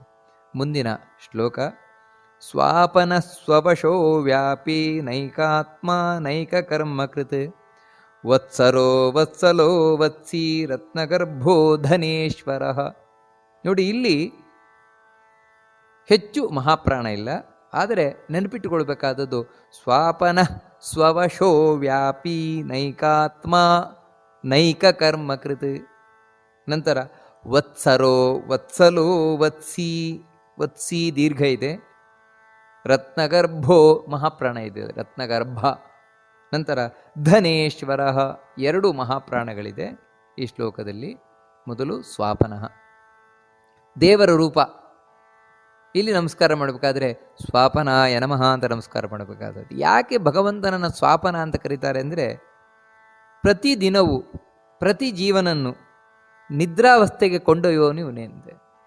ನಾವೇನು ಹಾಸಿಗೆ ಮೇಲೆ ಮಲ್ಕೊಳ್ತೇವೆ, ಕಣ್ಣನ್ನು ಮುಚ್ಚುತ್ತೇವೆ, ಆದರೆ ನಿದ್ರೆ ಬರುವುದು ಬಿಡುವುದು ನಮ್ಮ ಕೈಲೇ ಇಲ್ಲ. ದೇವರು ಕೊಟ್ಟರೆ ನಿದ್ರೆ ಉಂಟು, ಇಲ್ಲದಿದ್ರೆ ರಾತ್ರಿ ಇಡೀ ಒದ್ದಾಡಿದರೂ ಕೂಡ ನಿದ್ರೆ ಬರದೇ ಇರಬಹುದು. ಇವನು ಅಯ್ಯೋ ನಿದ್ರೆ ಬರ್ತಾ ಇಲ್ಲ ಅಂತ ಕೆಲವೊಮ್ಮೆ ಆಫೀಸಲ್ಲಿ ಕೂತಾಗಲೇ ನಿದ್ರೆ ಬರಬಹುದು. ಯಾಕೆ ಅಂತ ಹೇಳಿದ್ರೆ ಆ ನಿದ್ರೆ ಅನ್ನೋದು ನಮ್ಮ ಕೈಯಲ್ಲಿಲ್ಲ, ಅದು ಅವನ ಕೈಯಲ್ಲಿರುವುದು. ಆ ನಿದ್ರಾವಸ್ಥೆಯನ್ನು ನಮಗೆ ಕೊಡ್ತಾನೆ ದೇವರು. ಯಾಕೆ ನಿದ್ರಾವಸ್ಥೆಯನ್ನು ಕೊಡ್ತಾನೆ ಅಂದರೆ ನಮ್ಮ ಆಯಾಸವನ್ನು ಪರಿಹಾರ ಮಾಡಲಿಕ್ಕೋಸ್ಕರ. ಶ್ರಮಾಪಹೃತಹಿ, ಎಲ್ಲಿವರೆಗೆ ಅಂದರೆ ಪ್ರಳಯ ಕಾಲದಲ್ಲೂ ಕೂಡ ಅಷ್ಟೇ ಎಲ್ಲವನ್ನು ಸಂಹಾರ ಮಾಡ್ತಾನಂತೆ ದೇವರು. ಎಲ್ಲ ಜೀವರಾಶಿಗಳನ್ನು ತನ್ನ ಹೊಟ್ಟೆ ಒಳಗಿಟ್ಟುಕೊಂಡು ನಿದ್ರೆ ಮಾಡಿಸ್ಬಿಡ್ತಾನಂತೆ. ಯಾಕಂತ ಹೇಳಿದ್ರೆ ನೋಡಪ್ಪ, ನೀನು ಸೃಷ್ಟಿಯಿಂದ ಸಂಹಾರದ ತನಕ ಎಷ್ಟು ಒದ್ದಾಡಿದೆಯಾ, ಅದಕ್ಕೋಸ್ಕರ ನಿನ್ನ ಶ್ರಮ ಎಲ್ಲ ಪರಿಹಾರ ಆಗಲಿ ಅಂತ ಮಲಗಿಸಿಬಿಡ್ತಾನಂತೆ. ಯಾವ ರೀತಿ ಹಗಲಿಡೀ ಆಟವಾಡಿದಂತಹ ಮಗು ರಾತ್ರಿ ತಾಯಿಯಿಂದ ಯಾವ ರೀತಿ ಮಲಗಿಸಲ್ಪಡ್ತದೋ ಆ ರೀತಿ ದೇವರಿಂದ ಮಲಗಿಸಲ್ಪಡ್ತಾನಂತೆ ಈ ಜೀವ. ಯಾಕಂದ್ರೆ ಆಯಾಸ ಪರಿಹಾರಕ್ಕೋಸ್ಕರ. ಅದಕ್ಕೋಸ್ಕರ ದೇವರನ್ನು ಸ್ವಾಪನ ಅಂತ ಕರೀತಾರೆ, ಮಲಗಿಸುವವನು ನಮ್ಮನ್ನು. ನಂತರ ಸ್ವವಶಃ, ಇಲ್ಲಿ ನಮಸ್ಕಾರ ಮಾಡಬೇಕಾದ್ರೆ ಸ್ವವಶಾಯ ನಮಃ ಅಂತ ನಮಸ್ಕಾರ ಮಾಡಬೇಕಾದದ್ದು ದೇವರಿಗೆ. ಅಂತ ಹೇಳಿದರೆ ತಾನು ತನ್ನ ವಶದಲ್ಲಿದ್ದಾನೆ ದೇವರು. ಎಲ್ಲರೂ ಅವನ ವಶ, ದೇವರ ವಶ. ದೇವರು ಯಾರ ವಶ? ಅವನದ್ದೇ ವಶ. ಅದಕ್ಕೆ ಅವನನ್ನು ಸ್ವತಂತ್ರ ಅಂತ ಕರೆಯುವುದು. ಸ್ವತಂತ್ರ ಅಂದರೆ ತನ್ನನ್ನು ತಾನೇ ನೋಡ್ಕೊಳ್ತಾನೆ ದೇವರು, ಇನ್ನೊಬ್ಬರನ್ನು ತಾನೇ ನೋಡ್ಕೊಳ್ತಾನೆ. ಅದಕ್ಕೆ ಅವನನ್ನು ಸ್ವವಶ ಅಂತ ಕರೀತಾರೆ. ಅಥವಾ ಇಡೀ ಜಗತ್ತೇ ಅವನ ವಶ. ಇಡೀ ಜಗತ್ತು ಅಂದರೆ ಅವನು ಇಚ್ಛೆ ಮಾಡದೇ ಇದ್ದರೆ ಒಂದು ಹುಲ್ಲು ಕಡ್ಡಿ ಕೂಡ ಚಲಿಸ್ಲಿಕ್ಕೆ ಸಾಧ್ಯ ಇಲ್ಲ. ಆ ರೀತಿ ಇರುವವನು. ಅದಕ್ಕೆ ಅವನನ್ನು ಸ್ವವಶ ಅಂತ ಕರೀತಾರೆ ಭಗವಂತನನ್ನು. ಮುಂದಿನದ್ದು ವ್ಯಾಪಿ. ನಮಸ್ಕಾರ ಮಾಡಬೇಕಾದ್ರೆ ವ್ಯಾಪಿನೇ ನಮಃ ಅಂತ ನಮಸ್ಕಾರ ಮಾಡಬೇಕಾದ. ಯಾಕೆ ದೇವರನ್ನು ವ್ಯಾಪಿ ಅಂತ ಕರೀತಾರೆ ಅಂದರೆ ಅವನು ವ್ಯಾಪಿಸಿಕೊಂಡಿರುವವ, ಅವನಿಲ್ಲದ ಜಾಗವೇ ಇಲ್ಲ. ಬರೀ ಬ್ರಹ್ಮಾಂಡದ ಒಳಗೆ ಮಾತ್ರ ಅಲ್ಲ, ಬ್ರಹ್ಮಾಂಡದ ಹೊರಗೂ ವ್ಯಾಪಿಸಿಕೊಂಡು ಕೂತಿದ್ದಾನೆ ದೇವರು. ಪಿಂಡಾಂಡದ ಒಳಗೂ ಕೂತಿದ್ದಾನೆ, ನಮ್ಮ ಈ ದೇಹದ ಒಳಗೆ, ಈ ಪ್ರಪಂಚದ ಒಳಗೆ, ಬ್ರಹ್ಮಾಂಡದ ಹೊರಗೆ, ಪ್ರತಿಯೊಂದು ವಸ್ತುವಿನ ಒಳಗೆ ಹೊರಗೆ ಎಲ್ಲ ಕಡೆಯೂ ತಾನು ಕೂತಿದ್ದಾನೆ. ಯಾವ ರೀತಿ ಅಂದರೆ ಅರ್ಜುನನಿಗೆ ವಿಶ್ವರೂಪವನ್ನು ತೋರಿಸಿದಂತೆ. ಅದಕ್ಕೆ ಅವನನ್ನು ವ್ಯಾಪಿ ಅಂತ ಕರೀತಾರೆ. ಬರೀ ಜಾಗದಲ್ಲಿ ಮಾತ್ರ ಅಲ್ಲ ದೇವರು ವ್ಯಾಪಿಸಿಕೊಂಡು ಕೂತಿರುವುದು, ಮತ್ತೇನು ಅಂದರೆ ಎಲ್ಲ ಕಾಲದಲ್ಲಿ. ಅಂದರೆ ದೇವರಿಲ್ಲದ ಒಂದು ಕಾಲವೇ ಇಲ್ಲ. ಇಂಥ ಕಾಲದಲ್ಲಿ ದೇವರಿರಲಿಲ್ಲ, ನಾರಾಯಣ ಇರಲಿಲ್ಲ ಅಂತ ಹೇಳಲಿಕ್ಕೆ ಬರೋಲ್ಲ. ಈ ರೀತಿ ಎಲ್ಲ ಕಾಲದಲ್ಲೂ ಇದ್ದ, ಎಲ್ಲ ಕಾಲದಲ್ಲೂ ಇದ್ದಾನೆ, ಎಲ್ಲ ಕಾಲದಲ್ಲೂ ಮುಂದೆ ಇದ್ದೇ ಇರ್ತಾನೆ ದೇವರು. ಅಷ್ಟು ಮಾತ್ರ ಅಲ್ಲ, ಇನ್ನೊಂದು ರೀತಿ ವ್ಯಾಪಿಸಿಕೊಂಡಿದ್ದಾನೆ. ಏನಂದರೆ ದೇವರಲ್ಲಿ ಇಲ್ಲದ ಒಂದು ಒಳ್ಳೆ ಗುಣವೇ ಇಲ್ಲ. ಒಳ್ಳೆ ಗುಣ ಅಂದರೆ ಅದು ದೇವರಲ್ಲಿರುತ್ತೆ. ಅದಕ್ಕೆ ನೀವು ಯಾವುದೇ ಒಂದು ಒಳ್ಳೆ ಗುಣ ಅಂತ ತಗೊಳ್ಳಿ, ದೇವರಿದ್ದೇ ಇದ್ದಾನೆ. ಅದಕ್ಕೆ ಆ ರೀತಿ ಎಲ್ಲ ಗುಣಗಳಿಂದ ವ್ಯಾಪಿಸಿಕೊಂಡು ಕೂತಿದ್ದಾನೆ ದೇವರು. ಅದಕ್ಕೆ ಅವನನ್ನು ವ್ಯಾಪಿ ಅಂತ ಕರೀತಾರೆ. ಮುಂದಿನದ್ದು ನೈಕಾತ್ಮ ಅಂತ ಕರೀತಾರೆ. ಯಾಕೆ ದೇವರನ್ನ ನೈಕಾತ್ಮ ಅಂತ ಕರೀತಾರೆ ಅಂತ ಹೇಳಿದ್ರೆ, ನೋಡಿ, ಸಾಮಾನ್ಯವಾದ ಮೇಲ್ನೋಟಕ್ಕೆ ಅರ್ಥ ಏನು ಕಾಣುತ್ತದೆ ಅಂದರೆ ದೇವರು ಒಂದು ರೂಪದಿಂದಿರುವವನಲ್ಲ, ಅನಂತ ರೂಪದಿಂದಿರುವವನಂತ. ಇನ್ನೊಂದು ಅರ್ಥ ಏನಂದರೆ ನ ಏಕಾತ್ಮ, ಯಾವತ್ತೂ ಜೀವನೊಂದಿಗೆ ದೇವರು ಸೇರುವುದಿಲ್ವಂತ. ಅಂದರೆ ಐಕ್ಯವನ್ನು ಹೊಂದುವುದಿಲ್ಲ. ಎಷ್ಟೋ ಜನ ಆ ರೀತಿ ಭ್ರಮಿಸಿರುವುದುಂಟು. ಏನಂದರೆ ಜೀವನೇ ಬ್ರಹ್ಮನಾಗ್ಬಿಡ್ತಾನೆ, ಜೀವನೇ ಐಕ್ಯ ಆಗಿಬಿಡ್ತಾನೆ ದೇವರಲ್ಲಿ ಸೇರಿಕೊಂಡು. ಇಲ್ಲ, ಐಕ್ಯವಾಗುವುದಿಲ್ಲ. ದೇವರು ಯಾವತ್ತಿಂದ ಯಾವತ್ತಿಗೂ ಬೇರೆಯೇ ಇರ್ತಾನೆ. ನಾನು, ನೀವು, ಜೀವರು ದೇವರಿಂದ ಬೇರೆಯೇ ಇರ್ತೇವೆ ನಾವು.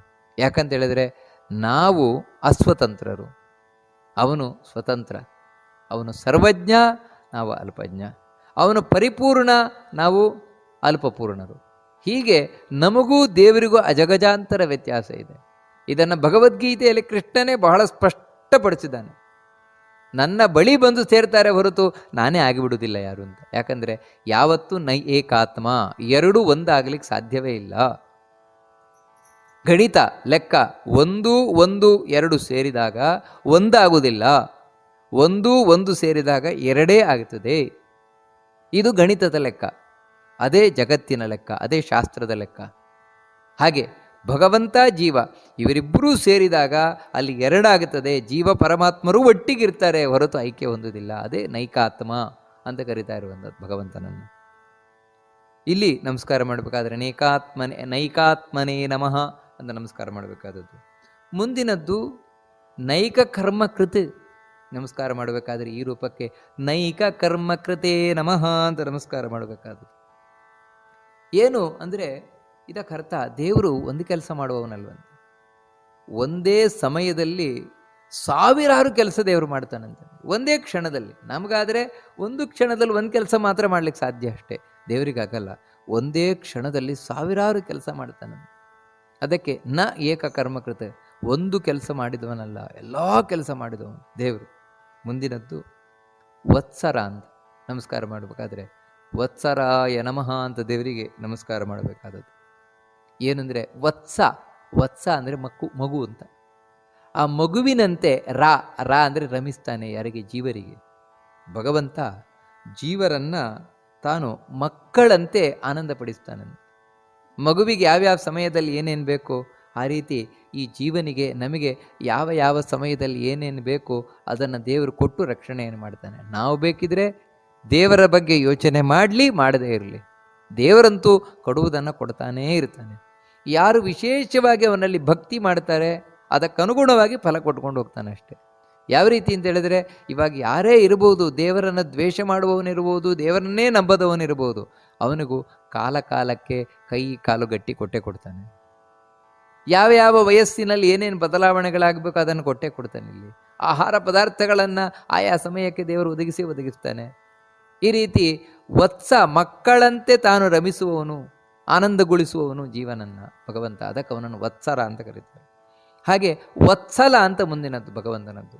ಹಿಂದೆ ನಮಸ್ಕಾರ ಮಾಡಬೇಕಾದ್ರೆ ವತ್ಸರಾಯ ನಮಃ ಅಂತ, ಇಲ್ಲಿ ನಮಸ್ಕಾರ ಮಾಡಬೇಕಾದ್ರೆ ವತ್ಸಲಾಯ ನಮಃ ಅಂತ ದೇವರಿಗೆ ನಮಸ್ಕಾರ ಮಾಡಬೇಕಾದ್ರೆ. ಇಲ್ಲೇನು ವತ್ಸಲ ಅಂತ ದೇವರನ್ನು ಯಾಕೋಸ್ಕರ ಕರೀತಾರೆ ಅಂತ ಹೇಳಿದ್ರೆ, ಭಗವಂತ ಈ ಕರುವನ್ನ ಹಸು ತಾನು ರಕ್ಷಿಸ್ತದಲ್ವ, ಆ ರೀತಿ ತನ್ನ ಭಕ್ತರನ್ನ ರಕ್ಷಣೆ ಮಾಡ್ತಾನಂತ. ಅದಕ್ಕೆ ಅವನಿಗೆ ಹೆಸರೇ ಭಕ್ತವತ್ಸಲ ಅಂತ. ನಾವು ಭಗವಂತರನ್ನ ಭಕ್ತವತ್ಸಲ ಅಂತ ಕರಿತೇವೆ. ಯಾಕಂದ್ರೆ ಭಕ್ತರನ್ನ, ಹಸು ಕರುವನ್ನ ತಾನು ಸಾಕಿದಾಗೆ ಸಾಕ್ತಾನಂತೆ. ಯಾವ ರೀತಿ ಸಾವಿರಾರು ಹಸುಗಳಿದ್ರೂ ಕೂಡ ಅದರ ಮಧ್ಯದಲ್ಲಿ ಹಸು ತನ್ನ ಕರುವನ್ನು ತಾನು ಹುಡ್ಕೊಂಡು ಹೋಗ್ತದಂತೆ, ಅದಕ್ಕೆ ಹಾಲು ಕುಡಿಸ್ತದಂತೆ, ಅದರ ಮೈ ನಕ್ಕುತ್ತದಂತೆ. ಹಾಗೆ ಭಗವಂತ ನಮ್ಮನ್ನ ಎಡೆಬಿಡದೆ ನೋಡ್ತಾ ಇರ್ತಾನೆ. ಯಾವ ಯಾವ ಕಾಲದಲ್ಲಿ ಏನೇನು ಕೊಡಬೇಕೋ ಅದನ್ನು ಕೊಡ್ತಾನೆ ಇರ್ತಾನೆ. ಅದಕ್ಕೆ ಭಗವಂತನನ್ನು ವತ್ಸಲ ಅಂತ ಕರೀತಾರೆ. ನಂತರ ವತ್ಸಿ ನಮಸ್ಕಾರ ಮಾಡಬೇಕಾದ್ರೆ ವತ್ಸಿನೇ ನಮಃ ಅಂತ ನಮಸ್ಕಾರ ಮಾಡಬೇಕಾದದ್ದು. ಏನು ವತ್ಸಿ ಅಂತ ಹೇಳಿದರೆ, ಮಕ್ಕಳುಳ್ಳವನು. ಯಾರು ಅಂದರೆ ಬ್ರಹ್ಮ, ವಾಯು ಮುಂತಾದ ಮಕ್ಕಳುಳ್ಳವನು ಭಗವಂತ. ನೇರವಾದ ಮಕ್ಕಳವರು. ಮುಂದೆ ನೋಡ್ಲಿಕ್ಕೆ ಹೋದರೆ ಇಡೀ ಜಗತ್ತೇ ಅವನಿಗೆ ಮಕ್ಕಳು. ಆದರೆ ಅವನ ನೇರವಾದ ಮಕ್ಕಳು ಯಾರು ಅಂದರೆ ಬ್ರಹ್ಮವಾಯುಗಳು. ಅದಕ್ಕೋಸ್ಕರ ಅವನನ್ನು ವತ್ಸಿ ಅಂತ ಕರೀತಾರೆ ಭಗವಂತನನ್ನು. ನಂತರ ಮುಂದಿನದ್ದು ರತ್ನಗರ್ಭ ನಮಸ್ಕಾರ ಮಾಡಬೇಕಾದ್ರೆ ರತ್ನಗರ್ಭಾಯ ನಮಃ ಅಂತ ದೇವರಿಗೆ ನಮಸ್ಕಾರ ಮಾಡಬೇಕಾದದ್ದು. ಏನು ರತ್ನಗರ್ಭ ಅಂತ ಹೇಳಿದರೆ, ಭಗವಂತ ತನ್ನ ಒಡಲ ಒಳಗೆ ರತ್ನಗಳನ್ನೆಲ್ಲ ಇಡಿಸ್ಕೊಂಡಿದ್ದಾನಂತೆ. ಯಾವ ರೀತಿ ಸಮುದ್ರ ತನ್ನೊಳಗೆ ರತ್ನಗಳನ್ನು ಇಟ್ಟುಕೊಂಡಿದೆ, ಹಾಗೆ ಭಗವಂತ ತನ್ನೊಳಗೆ ಅನರ್ಘ್ಯವಾದ ರತ್ನಗಳನ್ನು ಇಟ್ಟುಕೊಂಡಿದ್ದಾನೆ. ಅದಕ್ಕೆ ಅವನಿಗೆ ರತ್ನಗರ್ಭ ಅಂತ ಭಗವಂತನನ್ನು ಕರೀತಾರೆ.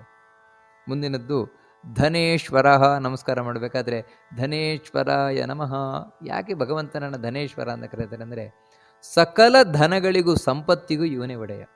ಯಾಕಂದರೆ ಲಕ್ಷ್ಮೀಪತಿ ಅಂತ ಹೇಳಿದ ಮೇಲೆ ಲಕ್ಷ್ಮಿಯೇ ಸಕಲ ಧನಗಳ ಒಡತಿ ತಾನೆ, ಅವಳಿಗೂ ಇವನೇ ಒಡೆಯ. ಯಾಕಂದರೆ ಅವಳೇ ಒಪ್ಕೊಂಡ್ಬಿಟ್ಟಿದ್ದಾಳೆ, ನನ್ನ ಪತಿ ನಾರಾಯಣ ಅಂತ ಹೇಳಿದರೆ ಇವನೇ ತಾನೆ ಸಂಪತ್ತಿನ ಪತಿ, ಇವನೇ ಧನೇಶ್ವರ ತಾನೆ. ಅದಕ್ಕೋಸ್ಕರ ಎಲ್ಲ ಧನಗಳ ಈಶ್ವರ, ಒಡೆಯನಾಗಿರುವವನು. ಅದಕ್ಕೆ ಭಗವಂತನನ್ನು ಧನೇಶ್ವರ ಅಂತ ಕರೀತಾರೆ. ಇಲ್ಲಿ ನಮಸ್ಕಾರ ಮಾಡಬೇಕಾದ್ರೆ ಧನೇಶ್ವರಾಯ ನಮಃ ಅಂತ ನಮಸ್ಕಾರ ಮಾಡಬೇಕಾದದ್ದು. ಧರ್ಮಗುಬ್ಧರ್ಮಕೃತ್ ಧರ್ಮೀ ಸದಸತ್ಕ್ಷರಮಕ್ಷರಂ ಅವಿಜ್ಞಾತ ಸಹಸ್ರಾಂಶುರ್ವಿಧಾತ ಕೃತಲಕ್ಷಣ. ಇಲ್ಲಿ ಕೆಲವು ಮಹಾಪ್ರಾಣಗಳಿದೆ. ಧರ್ಮಗುಪು ನೋಡಿ, ಧರ್ಮಗುಪ್, ಧರ್ಮಕೃತ್, ಧರ್ಮಿ ಅದೆಲ್ಲ ಮಹಾಪ್ರಾಣಗಳು. ಸದಸತ್ ಕ್ಷರಮಕ್ಷರಂ, ನಂತರ ಅವಿಜ್ಞಾತ ದೀರ್ಘ ಇದೆ ಅಲ್ಲಿ, ಅವಿಜ್ಞಾತ ಸಹಸ್ರಾಂಶುರ್ ವಿಧಾತ, ಧಾ ಮತ್ತೆ ಮಹಾಪ್ರಾಣ ಇದೆ. ಕೃತಲಕ್ಷಣ, ಇಲ್ಲಿ ಮೊದಲನೆಯ ನಾಮ ಧರ್ಮಗುಪ್ಪು ಅಂತ ನಮಸ್ಕಾರ ಮಾಡಬೇಕಾದ್ರೆ ಧರ್ಮಗುಪೇ ನಮಃ ಅಂತ ನಮಸ್ಕಾರ ಮಾಡಬೇಕಾದದ್ದು.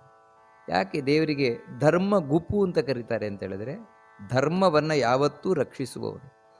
ಭಗವದ್ಗೀತೆಯಲ್ಲಿ ಹೇಳಿದಾಗೆ ಧರ್ಮ ಸಂರಕ್ಷಣಾರ್ಥಾಯ ಸಂಭವಾಮಿ ಯುಗೆ ಯುಗೆ. ದೇವರ ಮುಖ್ಯ ಉದ್ದೇಶ ಇಲ್ಲಿಗೆ ಇಳ್ಕೊಂಡು ಬರುವುದೇ ಧರ್ಮ ಸಂರಕ್ಷಣೆಗೋಸ್ಕರ. ಅದಕ್ಕಾಗಿ ಭಗವಂತನನ್ನ ಧರ್ಮಗುಪು ಅಂತ ಹೇಳ್ತಾರೆ. ಎರಡನೆಯದ್ದು ಧರ್ಮಕೃತ್. ನಮಸ್ಕಾರ ಮಾಡಬೇಕಾದ್ರೆ ಧರ್ಮಕೃತೇ ನಮಃ ಅಂತ ನಮಸ್ಕಾರ ಮಾಡಬೇಕಾದದ್ದು. ದೇವರು ಧರ್ಮವನ್ನು ಸಂರಕ್ಷಣೆ ಮಾಡುವವನು ಮಾತ್ರ ಅಲ್ಲ, ಮತ್ತು ಲೋಕದಲ್ಲಿ ಧರ್ಮವನ್ನು ತಿಳಿಸ್ಲಿಕ್ಕೋಸ್ಕರ ತಾನು ಆಚರಿಸಿ ತೋರಿಸುವವನು ಧರ್ಮಕೃತ್. ತಾನೂ ಧರ್ಮಾಚರಣೆಯನ್ನು ಮಾಡ್ತಾನೆ. ಕೃಷ್ಣ ಭಗವದ್ಗೀತೆಯಲ್ಲಿ ಹೇಳಿದಾಗೆ ನನಗೆ ಮೂರು ಲೋಕದಲ್ಲಿ ಏನೂ ಮಾಡಬೇಕಾದದ್ದಿಲ್ಲ ಅರ್ಜುನ, ಹಾಗಿದ್ರೂ ನಾನು ಎಲ್ಲ ಕರ್ಮಗಳನ್ನು ಮಾಡ್ತೇನೆ ಮಾಮೂಲಿ ಮನುಷ್ಯರ ಹಾಗೆ. ಯಾಕಂದರೆ ಎಲ್ರಿಗೂ ಮಾರ್ಗದರ್ಶನ ಮಾಡಲಿಕ್ಕೋಸ್ಕರ. ಹೀಗೆ ಲೋಕಕ್ಕೆ ಮಾರ್ಗದರ್ಶನ ಮಾಡಲಿಕ್ಕಾಗಿ ದೇವರು ಧರ್ಮಾಚರಣೆಯನ್ನು ಮಾಡ್ತಾನೆ. ಅದಕ್ಕೆ ಅವನಿಗೆ ಧರ್ಮಕೃತ್ ಅಂತ ಹೆಸರು ದೇವರಿಗೆ. ಆನಂತರ ಧರ್ಮಿ. ಧರ್ಮಿ ಅಂತ ಹೇಳಿದರೆ ಎಲ್ಲ ಶುಭ ಧರ್ಮಗಳೇನಿದೆ ಅದರಲ್ಲಿ ಯಾವತ್ತೂ ನೆಲೆಸಿರುವ, ಅಂದರೆ ಇದು ಒಳ್ಳೆಯ ಧರ್ಮ ಅಂತ ಯಾವಾಗ ಕರೆಯಲ್ಪಡ್ತದೆ ಅಂತ ಹೇಳಿದ್ರೆ ದೇವರು ಆ ಧರ್ಮದಲ್ಲಿ ನೆಲೆಸಿದ್ದಾನೆ, ಆ ಕರ್ಮದಲ್ಲಿ ನೆಲೆಸಿದ್ದಾನೆ ಅಂದರೆ ಅದೇ ಶುಭ ಕರ್ಮ.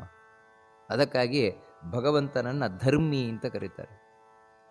ಎಲ್ಲಿ ನಮಸ್ಕಾರ ಮಾಡಬೇಕಾದ್ರೆ ಧರ್ಮಿಣಿ ನಮಃ ಅಂತ ನಮಸ್ಕಾರ ಮಾಡಬೇಕಾದ್ರೆ. ಮುಂದಿನದ್ದು ಸತ್. ನಮಸ್ಕಾರ ಮಾಡಬೇಕಾದ್ರೆ ಸತೇ ನಮಃ ಅಂತ ನಮಸ್ಕಾರ ಮಾಡಬೇಕಾದದ್ದು. ಏನು ಸತ್ತು ಅಂದರೆ ಕಾಣುವುದು. ಯಾರು ಭಕ್ತರಿದ್ದಾರೆ, ಯಾರು ಜ್ಞಾನಿಗಳಿದ್ದಾರೆ ಅವರಿಗೆ ದೇವರು ಕಾಣಿಸ್ತಾನಂತೆ. ಭಕ್ತರಿಗೆ ಯಾವತ್ತೂ ಕಾಣುವವನು, ಅದಕ್ಕೆ ಅವನನ್ನು ಸತ್ ಅಂತ ಕರೀತಾರೆ. ಮತ್ತೆ ಮುಂದಿನ ನಾಮ ಅಸತ್. ಅಸತೇ ನಮಃ, ದೇವರಿಗೆ ನಮಸ್ಕಾರ ಮಾಡಬೇಕಾದದ್ದು. ಯಾಕೆ ದೇವರನ್ನು ಅಸತ್ ಅಂತ ಕರೀತಾರೆ ಅಂತ ಹೇಳಿದ್ರೆ, ಹಿಂದೆ ನಾವು ಕೇಳಿದ್ದು ಸತ್ ಅಂತ ಹೇಳಿದ್ರೆ ಕಾಣುವವನು, ಕಾಣುವ ವಸ್ತು. ದೇವರು ಕಾಣ್ತಾನೆ ಭಕ್ತರಿಗೆ. ಅದಕ್ಕೆ ವಿರುದ್ಧವಾದದ್ದು ಇದು. ಕಾಣುವುದಿಲ್ಲ. ಯಾರಿಗೆ ಅಂದರೆ ದ್ವೇಷಿಗಳಿಗೆ.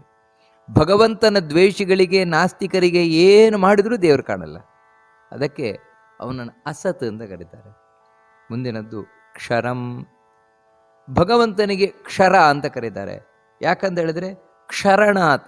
ಕ್ಷರಣ ಅಂತ ಹೇಳಿದ್ರೆ ಸುರಿಸುವುದು. ಭಕ್ತರ ಎಲ್ಲ ಅಭೀಷ್ಟಗಳನ್ನು ಭಗವಂತ ಪೂರ್ಣೆ ಮಾಡ್ತಾನೆ. ದೇವರು ಪೂರ್ಣೆ ಮಾಡದ ಒಂದು ಅಭೀಷ್ಟವೇ ಇಲ್ಲ. ಅದಕ್ಕೋಸ್ಕರ ಅವನನ್ನು ಕ್ಷರಂ ಅಂತ ಕರೀತಾರೆ ಭಗವಂತನನ್ನು. ಮುಂದಿನದ್ದು ಅಕ್ಷರಂ.